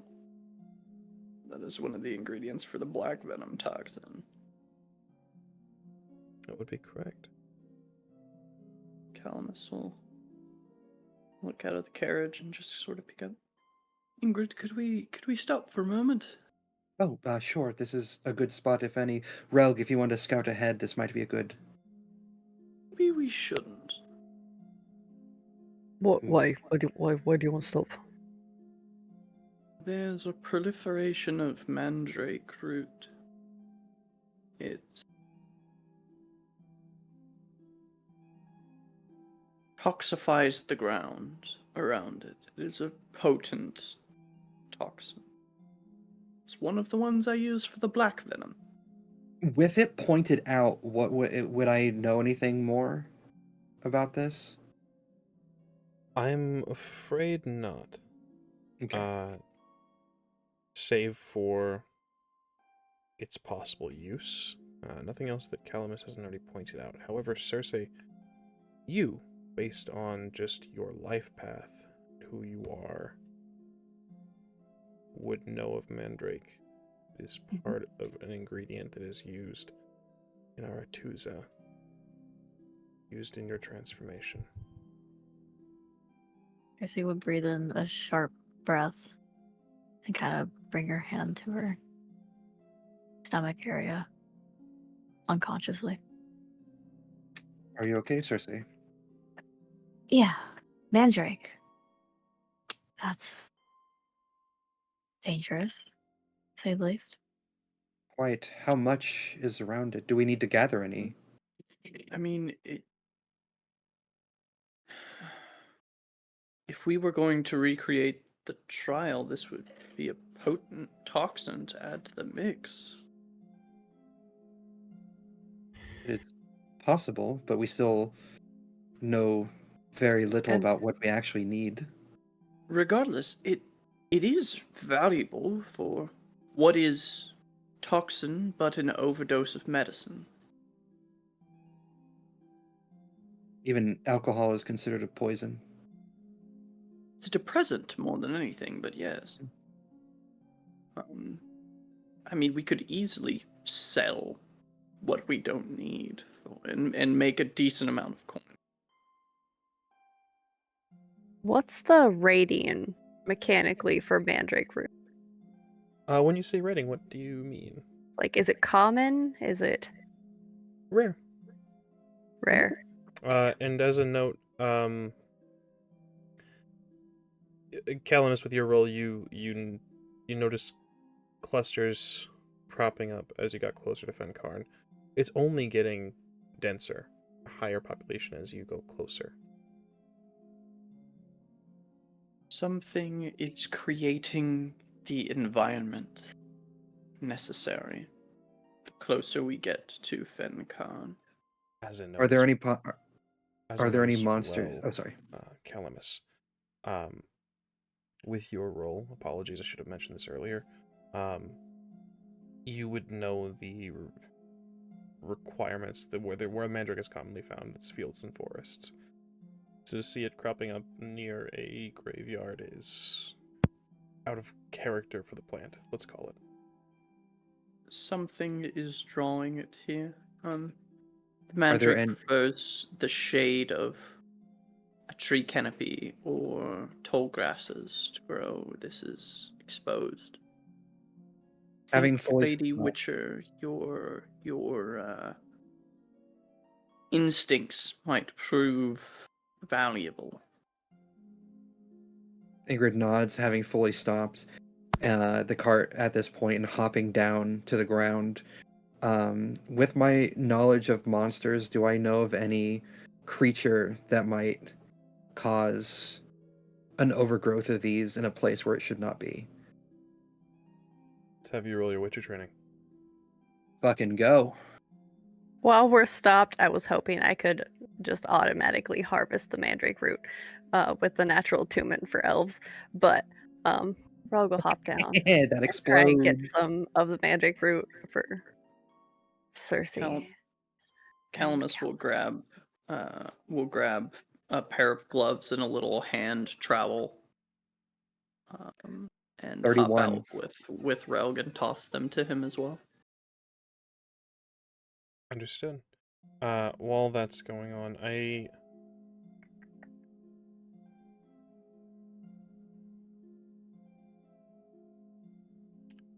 Calamus, your original roll is 27, correct?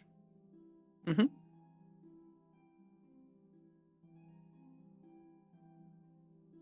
I would be a cruel game master if I did not warn you in this sense, particularly potent strains of Mandrake must be harvested with gloves, as you've already provided. But particularly potent strains must be harvested with a mask as well. Oh, darling, scarf up, if you don't mind. They can emit a gaseous variety of toxin when harvesting. Just be careful. Pull your scarf up, and You're fussing. I am, but it is warranted. They kill people. I'm very aware. Thank you. Just do be tidy. 31. There are a few, Ingrid, elementa that might cause this such thing. Elementa of the earth, or perhaps some of the cursed ones, such as arch spores.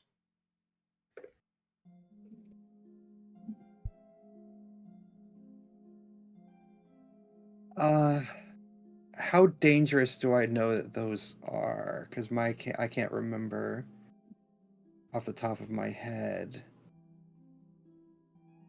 Oh, they're the golem-looking things. An arch spore would be relatively simple to take out. It's difficult to prepare for, though. It's an easy creature to fight, a difficult creature to completely destroy and get rid of. As well as the earth elementa that could cause this. Incredibly difficult. You would need a great deal of preparation.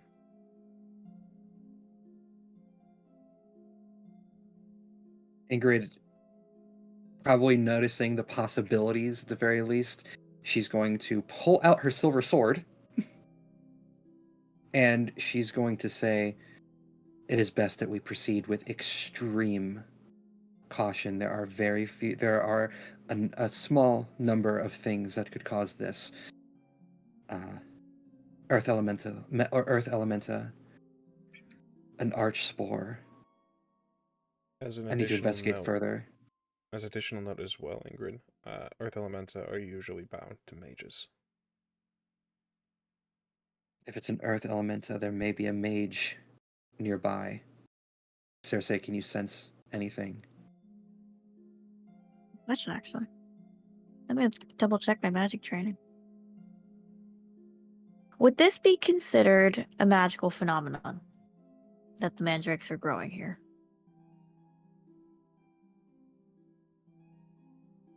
No, Damn, I'm so sorry. that's okay. What about a question of magical theory? Magical theory I'd allow. Okay. So, can I roll magic training? By all means. I better not get a fucking 2. Azure's currently reading up on Earth elementa and arch spores. Was that the only two, or was there another one? Those are the two that come to mind. 18 plus 6 is numbers 24. 24.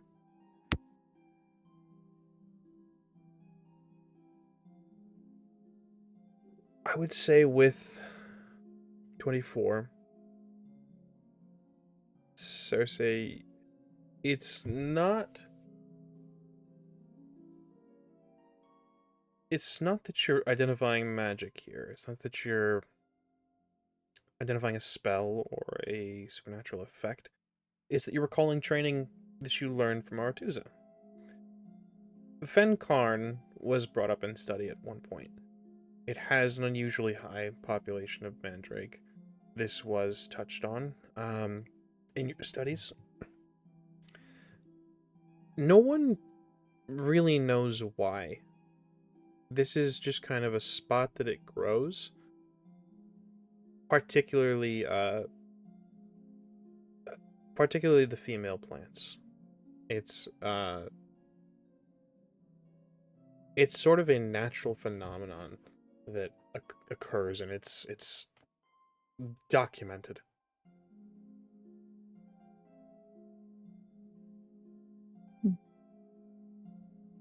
No one really knows why they grow here. I don't like this. I don't either. Cersei, stay with the cart. If there's anything that moves, can you pull up a shield or anything? I can go invisible. I think perhaps we should stay together. Together. Think so that too. I would like to scout whatever- ahead to, and I think it might be a little too dangerous for you, Relg, in this instance. But if it's an Earth elementa,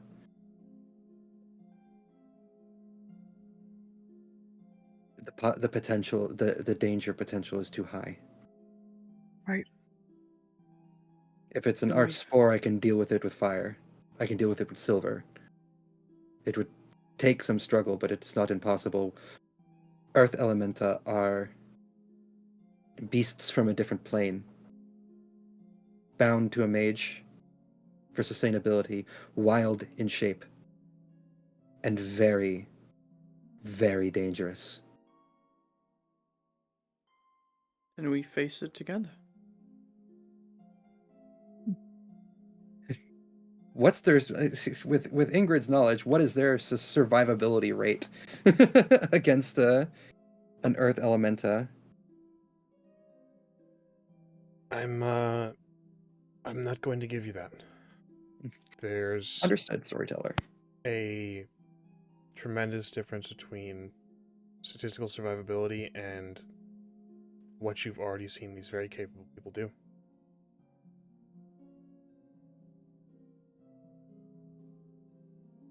It is best that we just approach this with as extreme caution as we can.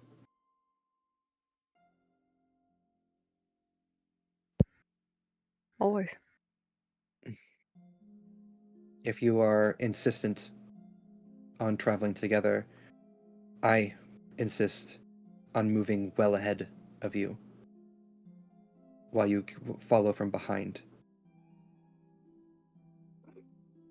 Relg, Can- you are ranged. You have good sight.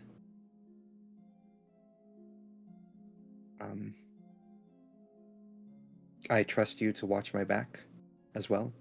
Cersei, I trust you to be safe and just... Ingrid looks like she's calculating stuff in her head as she's speaking, and she's just saying, I will move ahead, but we must just be careful. We. And I'm just covering bases here. And say it were to spawn out of the ground behind you, catching us from behind as well, then what? Then we move as quickly as we can to each other, if possible. If it's behind me and in front of you, then I will turn and charge at it. I will do my best. And if it is to somehow sequester you from us, what are we to do?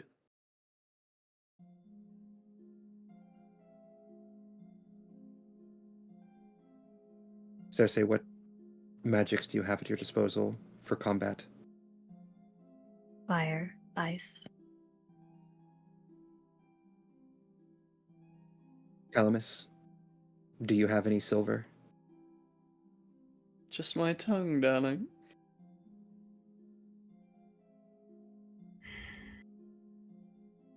The only thing that... Oh, and stone, actually. That's right. Hmm? Nothing. Okay. And stone. We're long ago. Oh, Anyway, and gold. Yeah.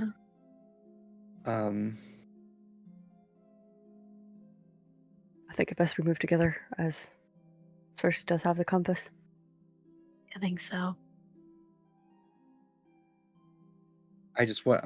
My reason for wanting to go a little bit ahead is to get a better look at what we might be dealing with. If there's something patrolling the area, I have this, and it'll let me sense if there is magical interference of any nature. Understand. I'll be right behind you, though. Yes. And Ingrid's going to start moving forward. It's up to you all how close you do end up staying to Ingrid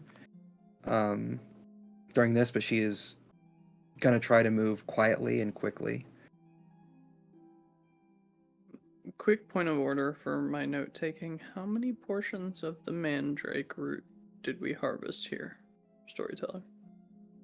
Apologies. For that, I would need a separate check from Relg that got lost in all of the stuff. Relg, if you'd kindly give me wilderness survival.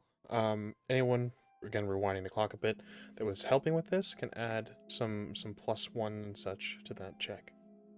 16. Ingrid can help. Can I spend 2 of my luck to make that an extra 2 instead of an extra 1? Unfortunately, luck pertains to you. However, if this conversation was happening and individuals were happening to aid with this while discussing the plan, I'd allow that. Not the luck, but the bonuses added. Mm-hmm. Is that what occurs? Yes. Yeah. Don't see why not. Jesus Christ. Is that a That'll be lot? 5 units, Rogue. 5 units. Mm. Dun, dun, dun. So many Might- people are gonna die. Might not sound like a lot, but I promise you it is. I mean, we had 7 units of 5th essence that Cersei gave back. It'd That be was a nice. lot. So We didn't. Waldo got what he deserves. Anyway. progressing forward.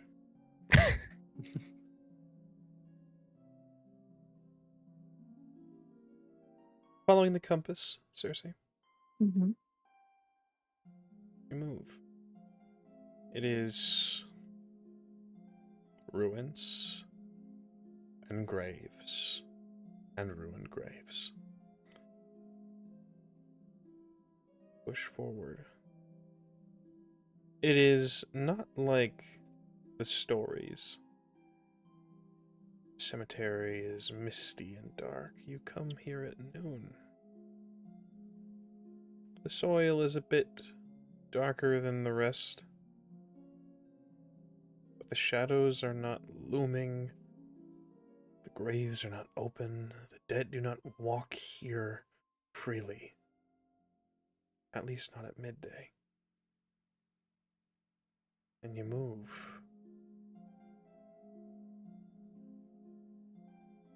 You can see entrances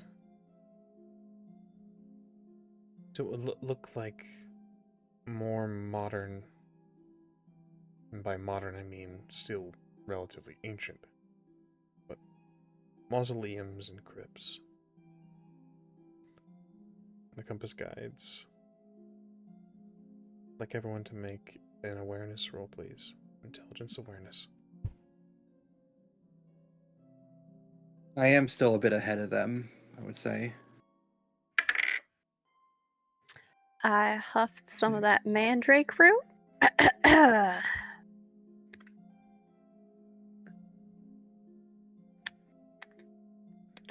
Put my luck into this.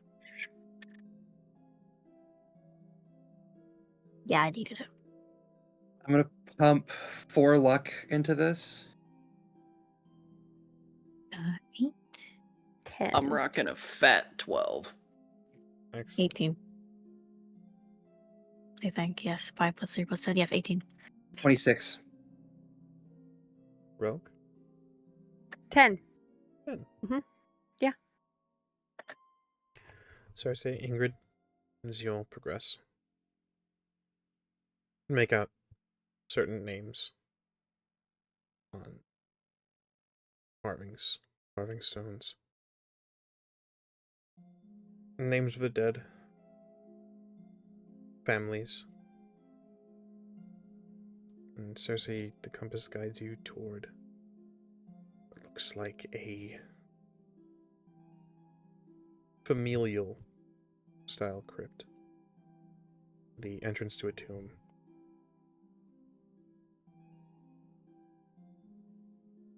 Is my necklace going off at all as we're It going is through here? not. Okay. Somewhat of a good sign. And any possible inclinings of an arch spore taking root around here that I can see? None that you can see. They hear anything?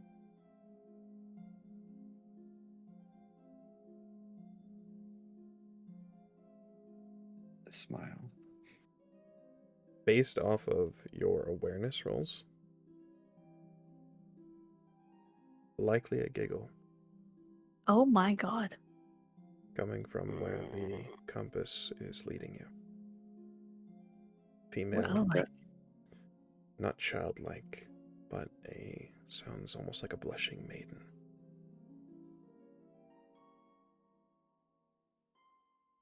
This isn't a noon wraith, is it?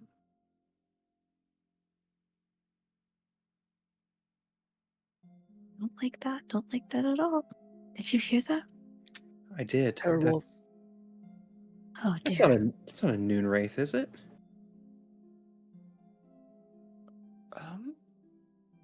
Perhaps a song is in order. No, I'm just kidding. Chrissy will fight back a laugh. No, there was a sound from in there. Where we're Ingrid. going. Ingrid's going to move closer, her silver sword in hand.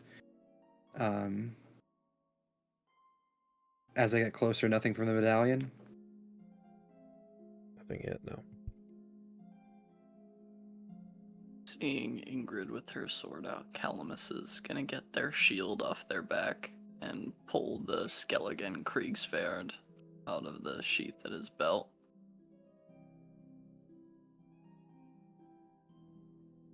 Understood. What sort of door is blocking the way? A simple rotted wooden, and it is cracked open. She's going to carefully place a hand on the door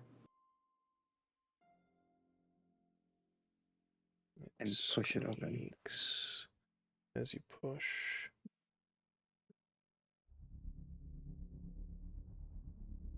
Music shifted. There That's is another giggle. Do I recognize this at all? Any signs of what this could be? Give me monster lore.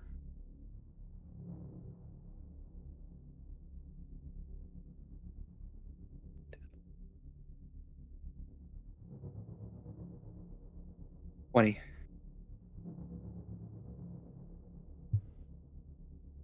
No. Nothing matches the situation. Perhaps some sort of wraith. But it would have made itself known by now, and it wouldn't play games like this.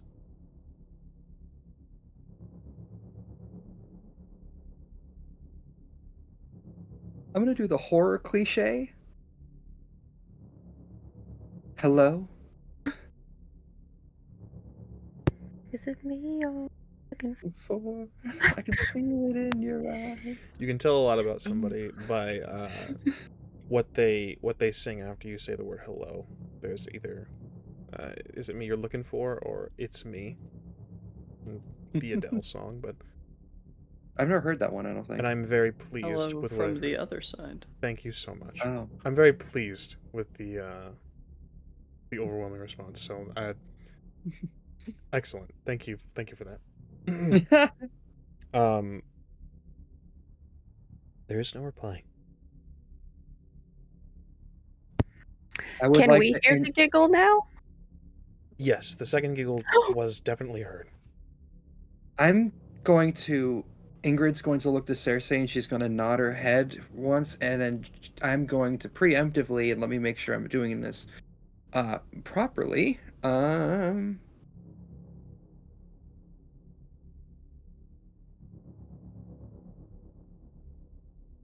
going to dump 7 stamina into inscribing Yarden into the ground by the door. Scrap Yarden. It's 50 minus 7. 43. Okay.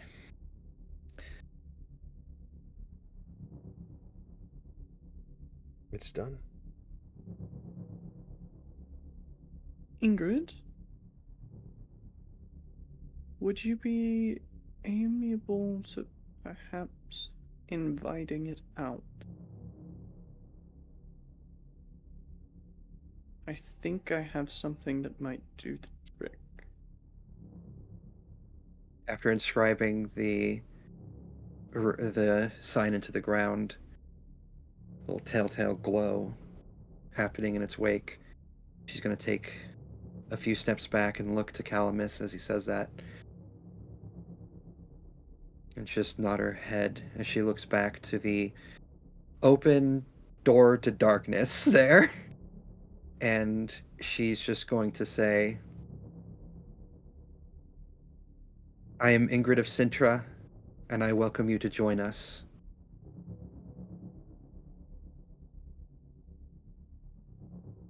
As Ingrid says that, Calamus will kind of hand his sword and his shield to Cersei for a moment. They'll just be like, what the fuck? Keep getting Mhm. swords. Pull out his lyre and gently thrum the rhythm, since we're in an elven graveyard, to Gwynap Fatal.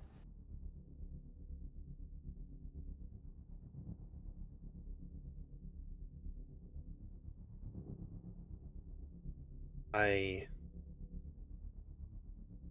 would like a roll with a bonus, Ingrid. Yeah. I want you to make a persuasion roll. You're going to add a +2 Cool. due to Calamus's action. 4 plus 7. That's 11 plus 17.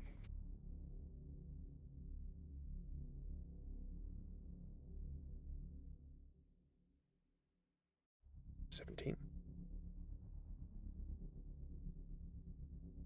There was a sharp gasp. Same female voice. Then silence.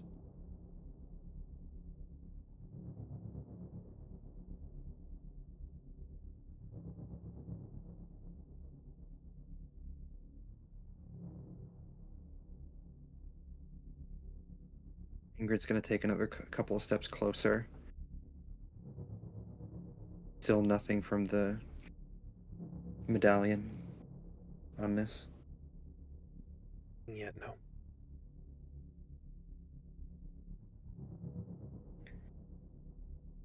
Relk's gonna say an elder speech. Do you like the song? Persuasion check, Relk.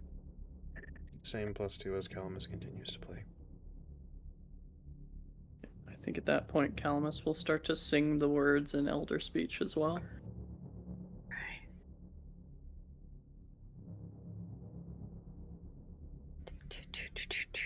I'm so fucking tense right now.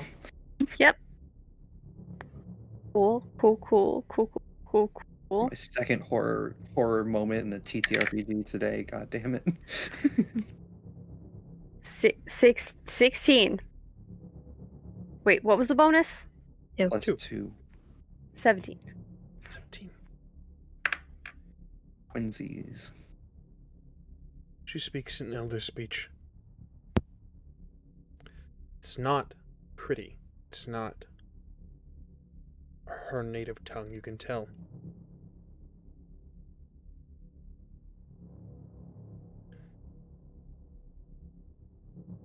You are not my... Go away. Leave this place. In elder speech, Ingrid will ask, "Who are you?" It's no concern of yours. Leave. Are you waiting for someone? Asking you nicely to go away.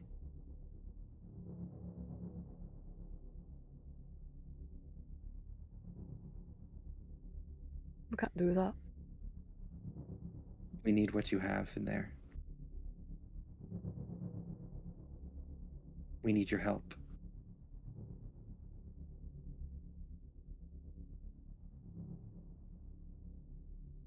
And then we'll leave.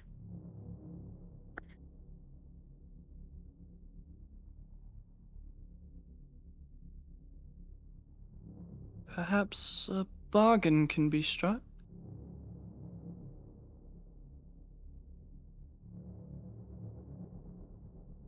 Silence. May continue if you'd like.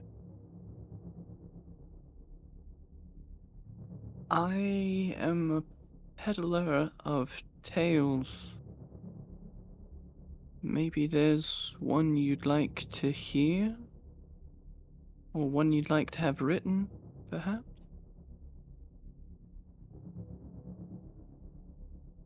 Persuasion check, Calamus.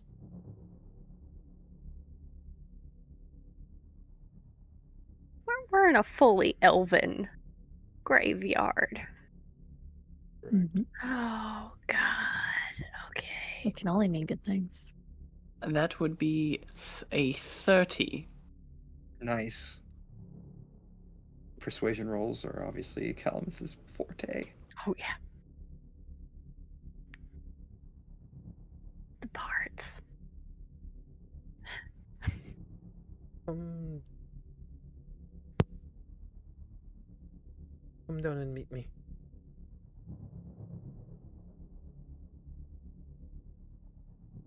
Am I allowed to bring my friends? Or would you like me to come alone?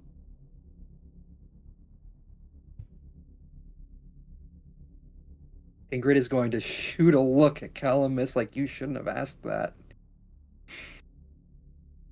We talked about this. Mm-hmm.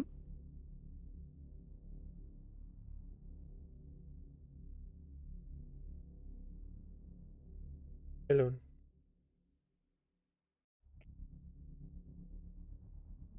I just need one thing from you, if that's what you would like. Because I have made a promise to someone that I love. Can you promise me that I will be allowed to return to the surface unharmed? Give you my word I will not harm you. And nothing down there will harm him, right? No, it's only me. Can you human empathy check a voice? I was about to Yeah, say yeah. You absolutely can. Yeah, so Human Yeah. perception? human Yes, perception. Human Now, perception, this- empathy. It's the same thing. This is an important ask. Oh, God. That's good. That's good. That's good. That's good. We like 25. I gain a +1 to human perception against other humans. Am I adding this bonus or no? What a Oh my fun god. question. What a fun question. That's a great question. Why would you ask that? Against other humans? Correct. It specifies humans.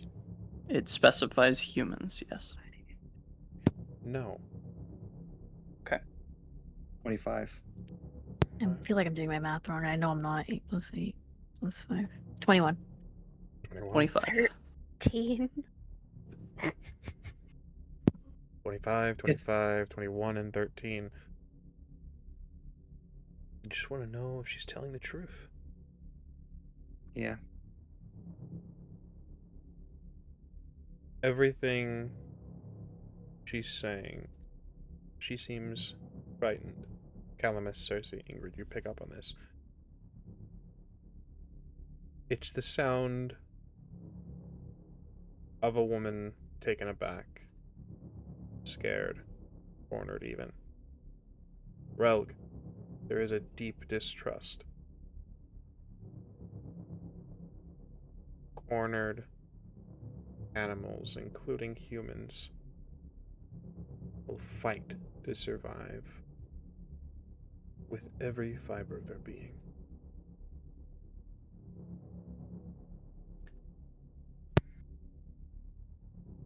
Calamus will make sure they have their quill and ink and their book. Walk up and kiss Rogue on the cheek. It'll only take a moment. 2. And then I'm coming to get you. Give me some time. She's scared. Mm-hmm. I can do this. I can handle this. Although, Ingrid, be ready, please. I'm right by the door. As I say that, because I'm pretty damn sure it would affect Calamus too. Hold on, let me see. Let me make sure. Yarden creates a large magic circle on the ground around you. Anything that steps into the circle takes a negative to speed and reflex. So Ingrid's going to remove Yarden. Understood. Calamus, do you journey in? Calamus will light a candle on a little hand holder with his lute in the other hand. And head Question: inside. while this is happening, while Calamus is going in there, while we're waiting for this to happen, can I take a recovery action? You absolutely may. Yeah, I would like to take a recovery action then.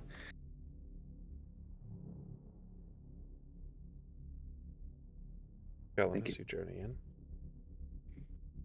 I will say along the way, Calamus is dropping about every 5 feet with the hand that is on his lyre.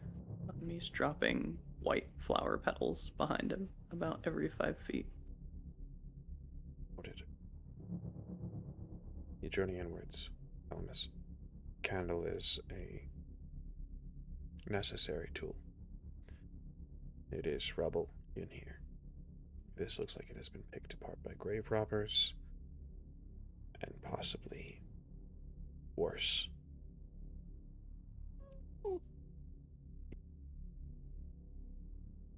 Move broken stone.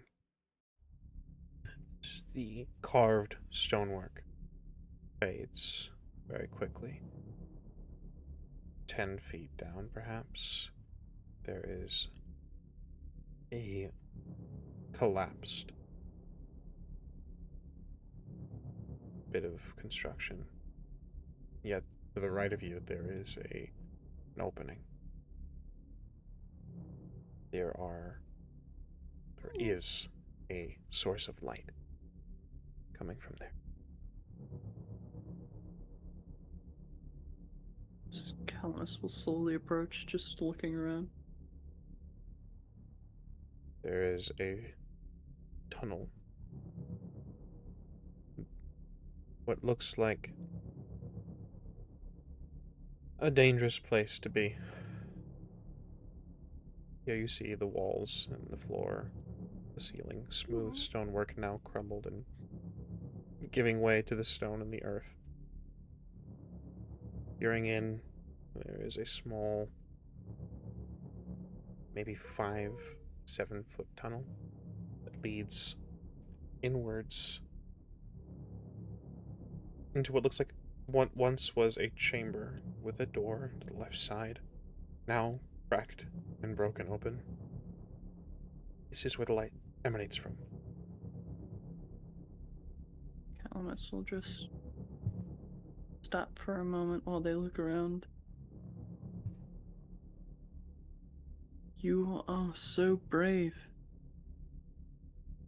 For so many to have come into your home looking to take things. I'm sorry. This is not my home. Is the noise coming from behind the door as well? It's, as a note as well, not a door. Open now. Broken. But yes, from beyond the open doorway. Calamus will head forward, and even though there's nothing left of the door, he'll sort of shift his candle into the same hand that he's holding his lyre in and knock. May I come in? We. He'll come through the doorway. You step into a larger chamber, Calamus. Along the edge, there's a raised bit of platform. About 5-7 feet. Looks like a walkway in the center, and then there are stairs that lead into the center bit of this place.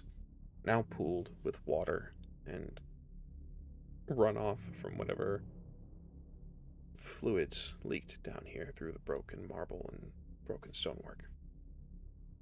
There are 2 stone coffins. Closed. Sealed. Behind one of them, the edge of this room, is a feminine form. A nicely embroidered black cloak, a hood over her head. But you can see as her hands peek up and she peeks over the coffins. Beautiful nails. Flawless skin. There are candles that look as if they've been adorned around the room. Adds an air of horror and fear to this encounter. The hood covers her face. See the outline of a chin and lips. Not much else. Calamus will sit there, candle down. I'm afraid my sight, darling, isn't very great. Would you come near so that I might see you better?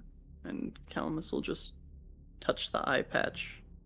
I only have one eye to see with, unfortunately. You are unharmed. I am.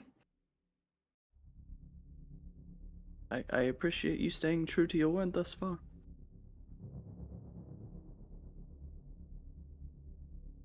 Do you know me? She shakes her head. Come closer that you might know me better. Persuasion roll from you, Calamus.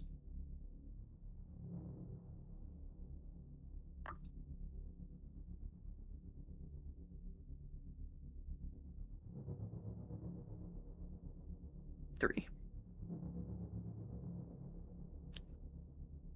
3.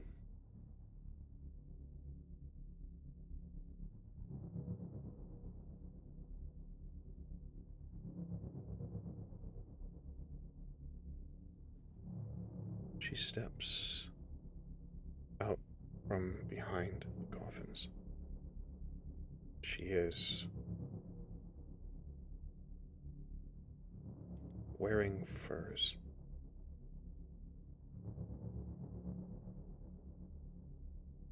Beneath the cloak, you can see the furred pants. She steps out. There is a strangeness to her form. You can see as she steps further into the light. The figure is beautiful, yet there seems to be a hunch along the back. Her head seems larger, perhaps misshapen.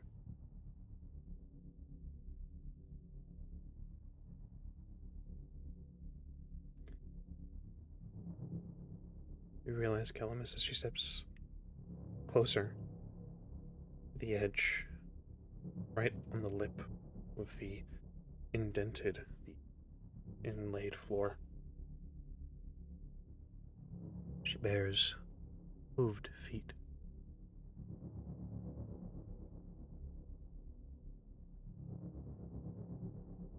Are you one of the summer children? None. I ask that you allow me passage free.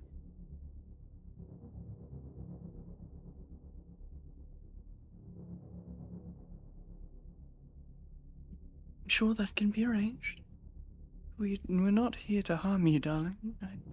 Calamus, may I show a gesture of goodwill? She nods.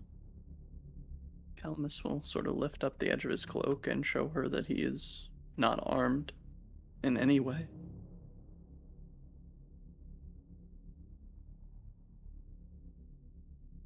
We did not come here looking for you, nor do we have any intent to harm you.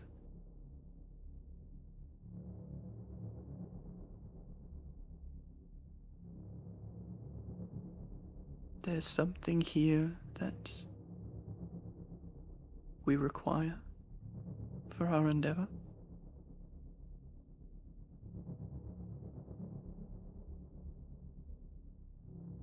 Maybe you could help. That would go a long way with convincing my compatriots to allow you to... Well, not allow. That implies that you couldn't leave if you wanted to, but it would certainly make them much more amenable to you. How many of you are there?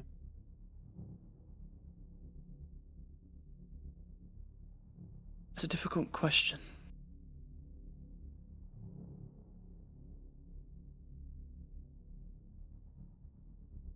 Yes, Ingrid. So Ingrid, probably after Calamus left, would be a meditative stance, listening as best as she can through the open door for any sign of possible. Is there any of this? My brain is not calculating properly how deep Calamus went. Is there any of this that's reverberating outside that she can hear with her Witcher senses? The woman is whispering, Calamus. It's entirely up to you, the level of your speech. Calamus has one of those voices that carries, so I'm not sure that Give me an awareness roll. any...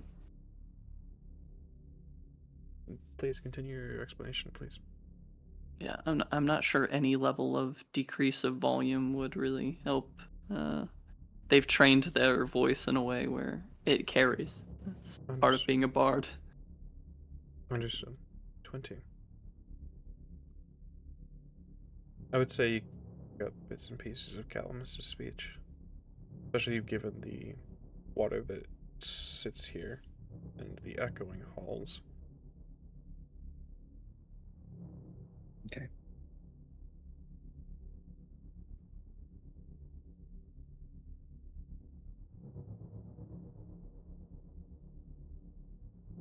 You,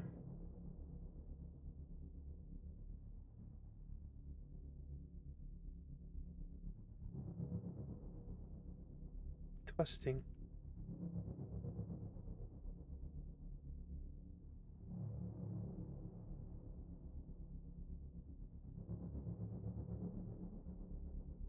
I like to believe that even deep within some of us, there is kindness in this world.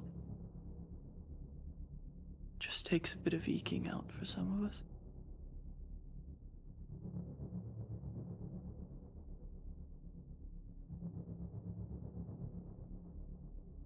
Did you see anyone else on your way in here?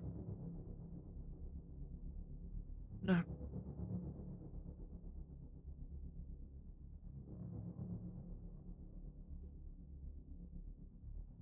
Is that something you're worried about, darling?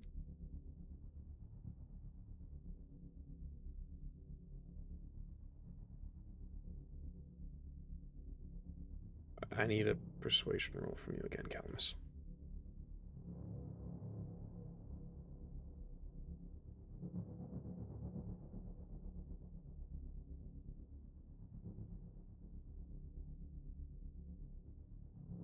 $31.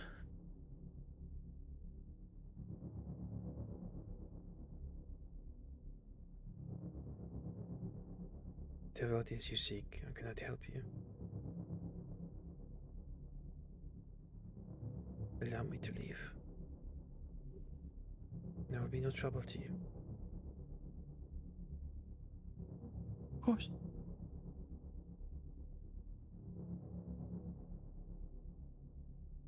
Do you want me to tell your story? That is what got No. you to invite me down here?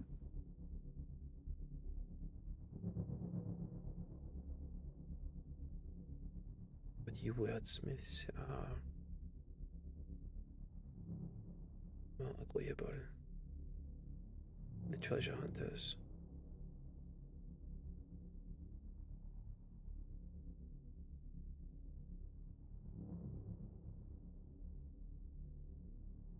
May I ask you a few questions before I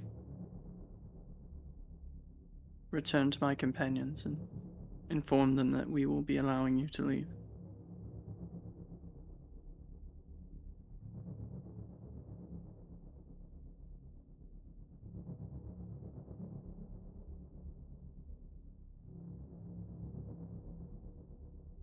No.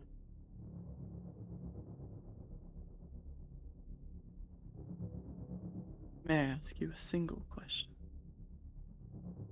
Quickly. You can see Calamus. She's growing impatient. Hold on to your question and roll me human perception, please.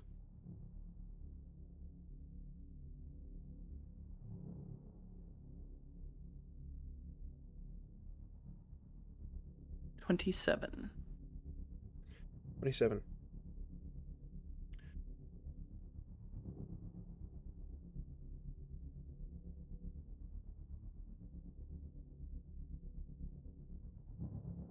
Impatience,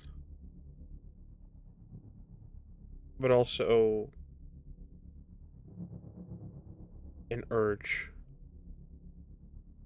like an addict or someone who's trying to control themselves.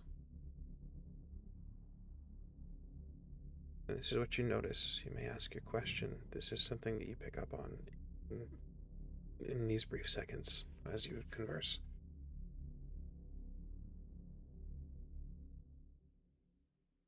Would you allow me to see you again?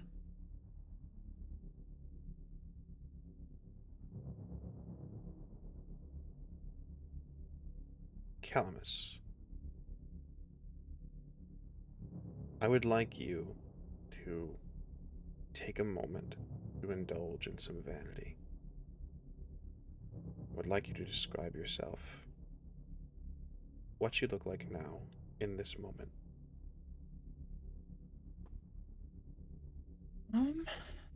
Let's see.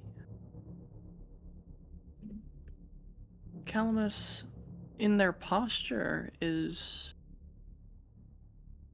somewhat crouched. They know how to look unassuming and unintimidating when they choose. Of course, Calamus has those rosy, cloven cheekbones that many young men can boast of in their youth that fade with time and age.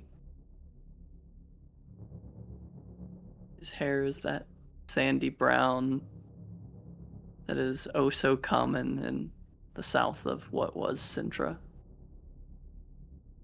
He wears his eye patch with the elder sign for sight over his left eye.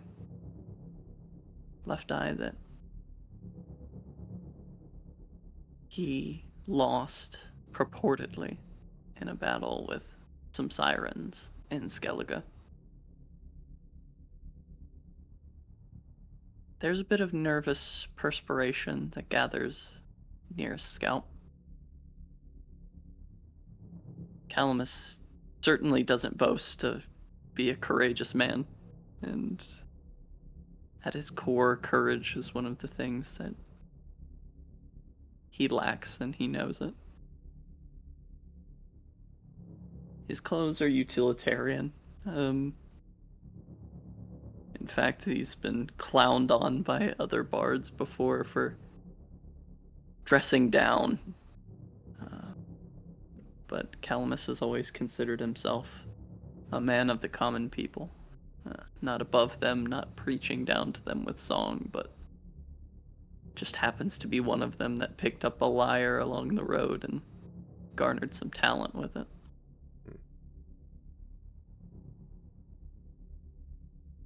Yeah, I think that pretty much. She steps down as you ask your question. The moment it leaves your lips, that lip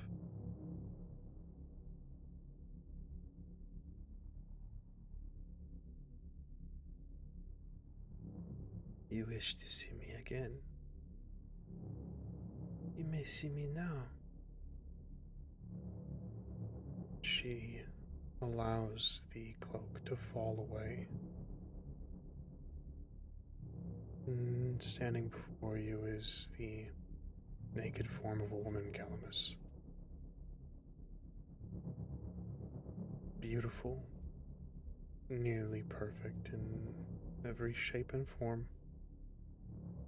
The only thing that perhaps is a bit of a red flag, the two horns that crest and fold back along the head, and the fur that begins just above the knee, and the tail that now whips, twitching like a cat's, and the two wings that unfurl The succubus wand.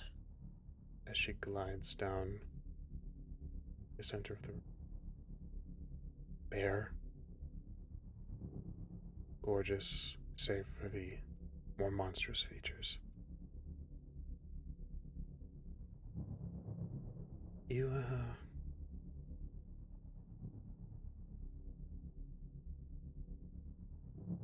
kind, and in this world,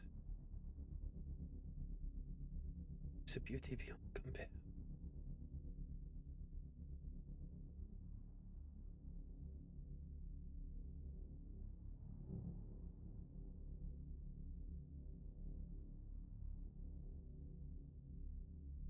It certainly is something. She holds one thing, Calamus. The only thing that is not a piece of her is a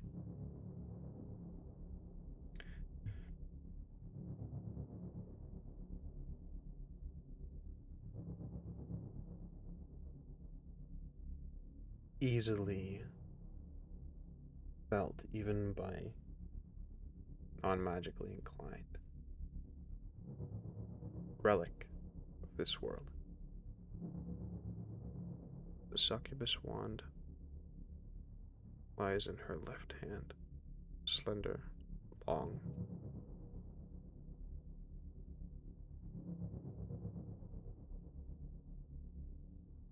Perhaps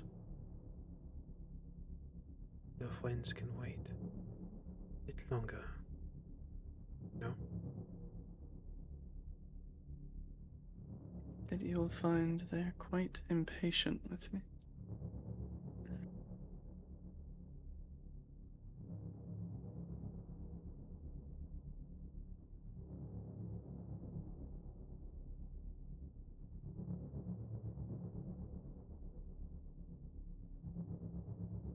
Though, I think we still have a few more moments, if we're quick.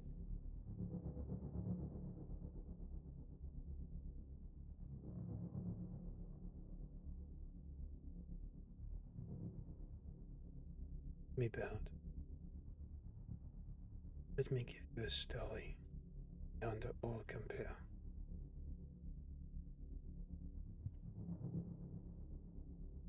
Calamus, making a show of it, will crawl on his hands and knees towards her. In that time,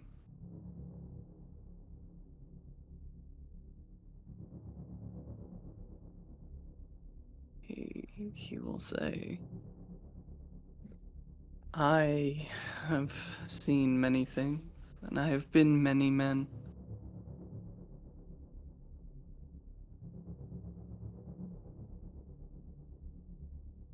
You've taught me something about myself, my darling.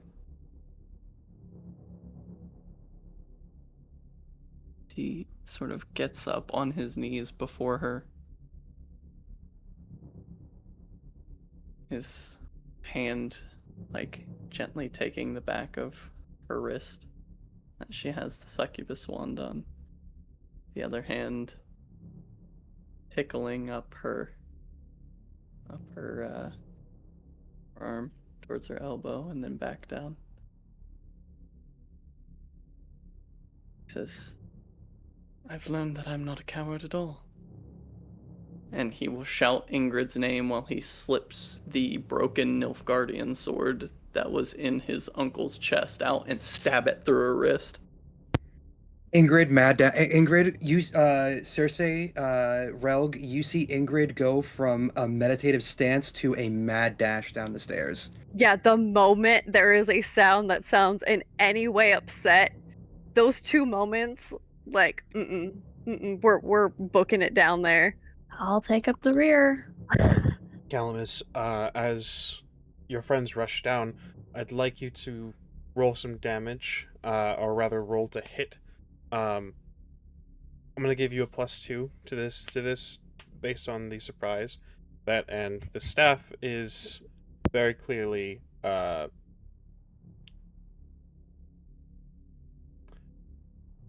it's a fun face. The staff is very clearly a distraction, we'll call it, for her. I've rolled 3 10s. What is happening? It's the Brooks all over again. It is the Brooks all over again. You were meant to be a Witcher. And then an 8 to finish it off? Jesus Christ. Okay, so that's 38. This is a small blades roll because it functions as a dagger? Fucking... I always forget to ask this. Is strong or fast? Strong. This will -3. take a -3 to the roll, but the damage will be increased. Aiming for a part? Well, I mean, feel like inner wrist, yeah. Just taking the hand. We just take the hand. Take the whole hand. Just take the whole hand. With the -3. That's 51. There ain't no way. Calamus is 7 Dear or more God. above what she rolled for her defense.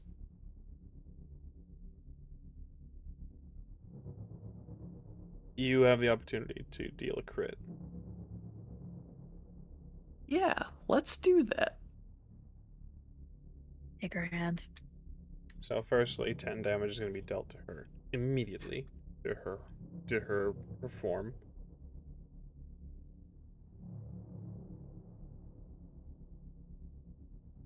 The crit, you aimed for a body part. This is going to be fun.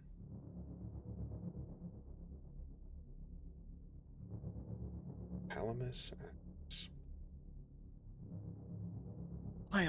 Wild. This happens every time you build a non-combat character. No, it's nuts. It's So- nuts. This is considered a deadly crit, because it is so high. You said 51, correct? 51. Excellent.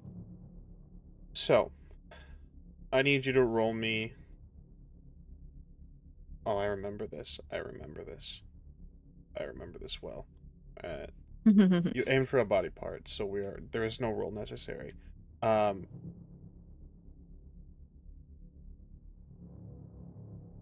You will be dismembering her arm, if you so choose. Yeah. I think what happens is that as Calamus slips this, because it was a Nilfgaardian longsword, but it broke off in his deceased uncle's chest, and it is now just the ragged base of the blade. So he shoves it into her wrist and rips up to the elbow and just pushes it through the joint and pulls the hand like in the opposite direction, pulling the hand by the wrist towards him as he pushes the blade forward.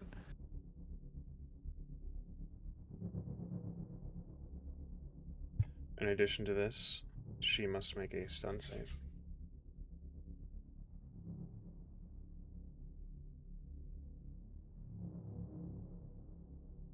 She is not stunned. I need you to roll some weapon damage. Okay, and for that dagger. While the damage is being rolled, how far down is Ingrid running? How long is it taking to close that distance? I will calculate that and get you guys that very shortly here. That is another 11. Another 11. So, with a strong strike.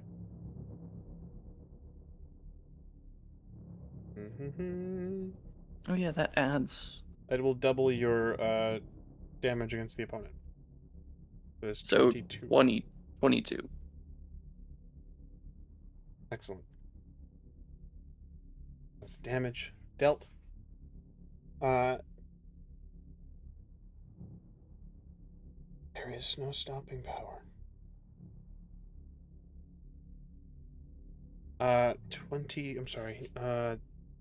22 by hit location.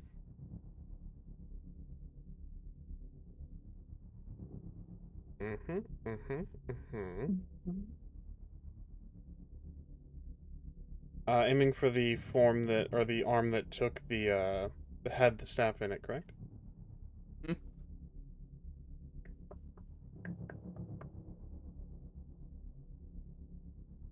Understood. Damage is added. There is no stopping power. So, this is a pretty grievous wound, as well as the deadly critical. The arm is useless. The staff, should you wish it, may be in your hands.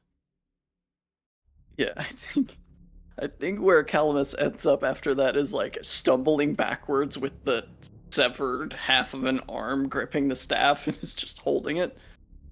And like there's that like split second of that worked. That worked. That wasn't and Calamus will just turn and run. Understood. As you all are running down, so this is going to take place, this is going to enter combat. However, some notes here.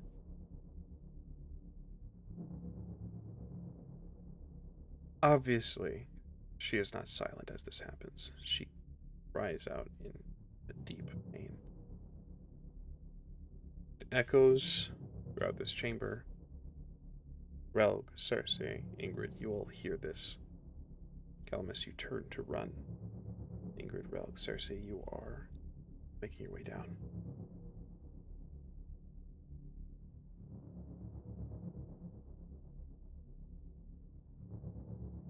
There is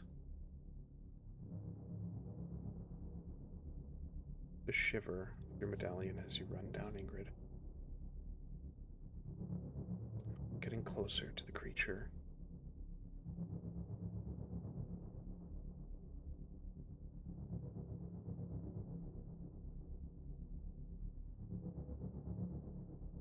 I need an awareness roll from Cersei, Relg, and Ingrid. As a reminder, those of you who have not spent your luck may do so now if you wish. Okay. I'm dumping the last 4 of my luck. Okay. 24. Intelligence and awareness?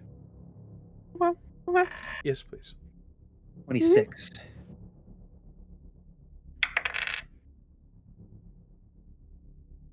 17. 17, 26, and what was that? 24.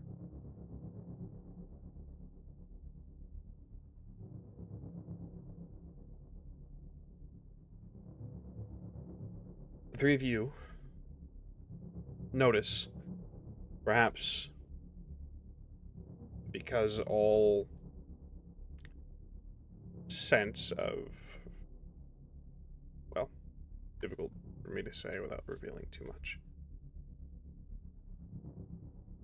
There is a thick mist travels above your heads, rocketing, swiftly moving past you toward the chamber of Calamus.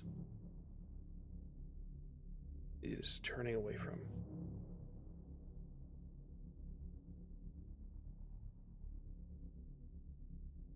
Split second. There is a voice, not yet apparated, that emanates from this cloud, this fog, this deep, dark cloud that now looms. Get the hell away from it. That is where we'll close this session. Right. Thank you all very much for playing. Thank you for a good session. Thank you for the birthday present. Mhm. Well done, everyone. We'll make a Witcher out of you yet, Calamus. Truly, my God. No, it's a thing. Every time Avery makes a non-combat character, this happens, and then the combat characters roll like shit. Yeah, my combat characters end up being fucking garbage. Outstanding. Almost killed by plants. Well done, everyone. I mean, technically speaking, you guys have the succubus wand. This Huzzah! relic On a stuff. technicality. Just And not in the hands of who it needs to be in the hands of. Yeah, well, you know, she really gave me a hand getting it, so. Oh my God. Boo. Boo. Very well done, everyone. I'm very excited for what comes next. Is that a gin? Who's to say? We'll Sounds find like out su- next sounds week. sounds like a succubus. Yeah, so well done, everyone. I'm very excited for what comes next. It'll be great. I'm really excited. So with that being said, let's jump into plugs. Let's start with our bard, Succubus Slayer, Bane of Brooks's Calamisacra. Attack hard. Hello. That was not supposed to happen. This character has garbage combat scores. I'm Avery. You can catch me on all the social medias at Golden Gwydion. You can catch me right here, storytelling Transylvania Beckons, a V20 Vampire the Dark Ages Chronicle.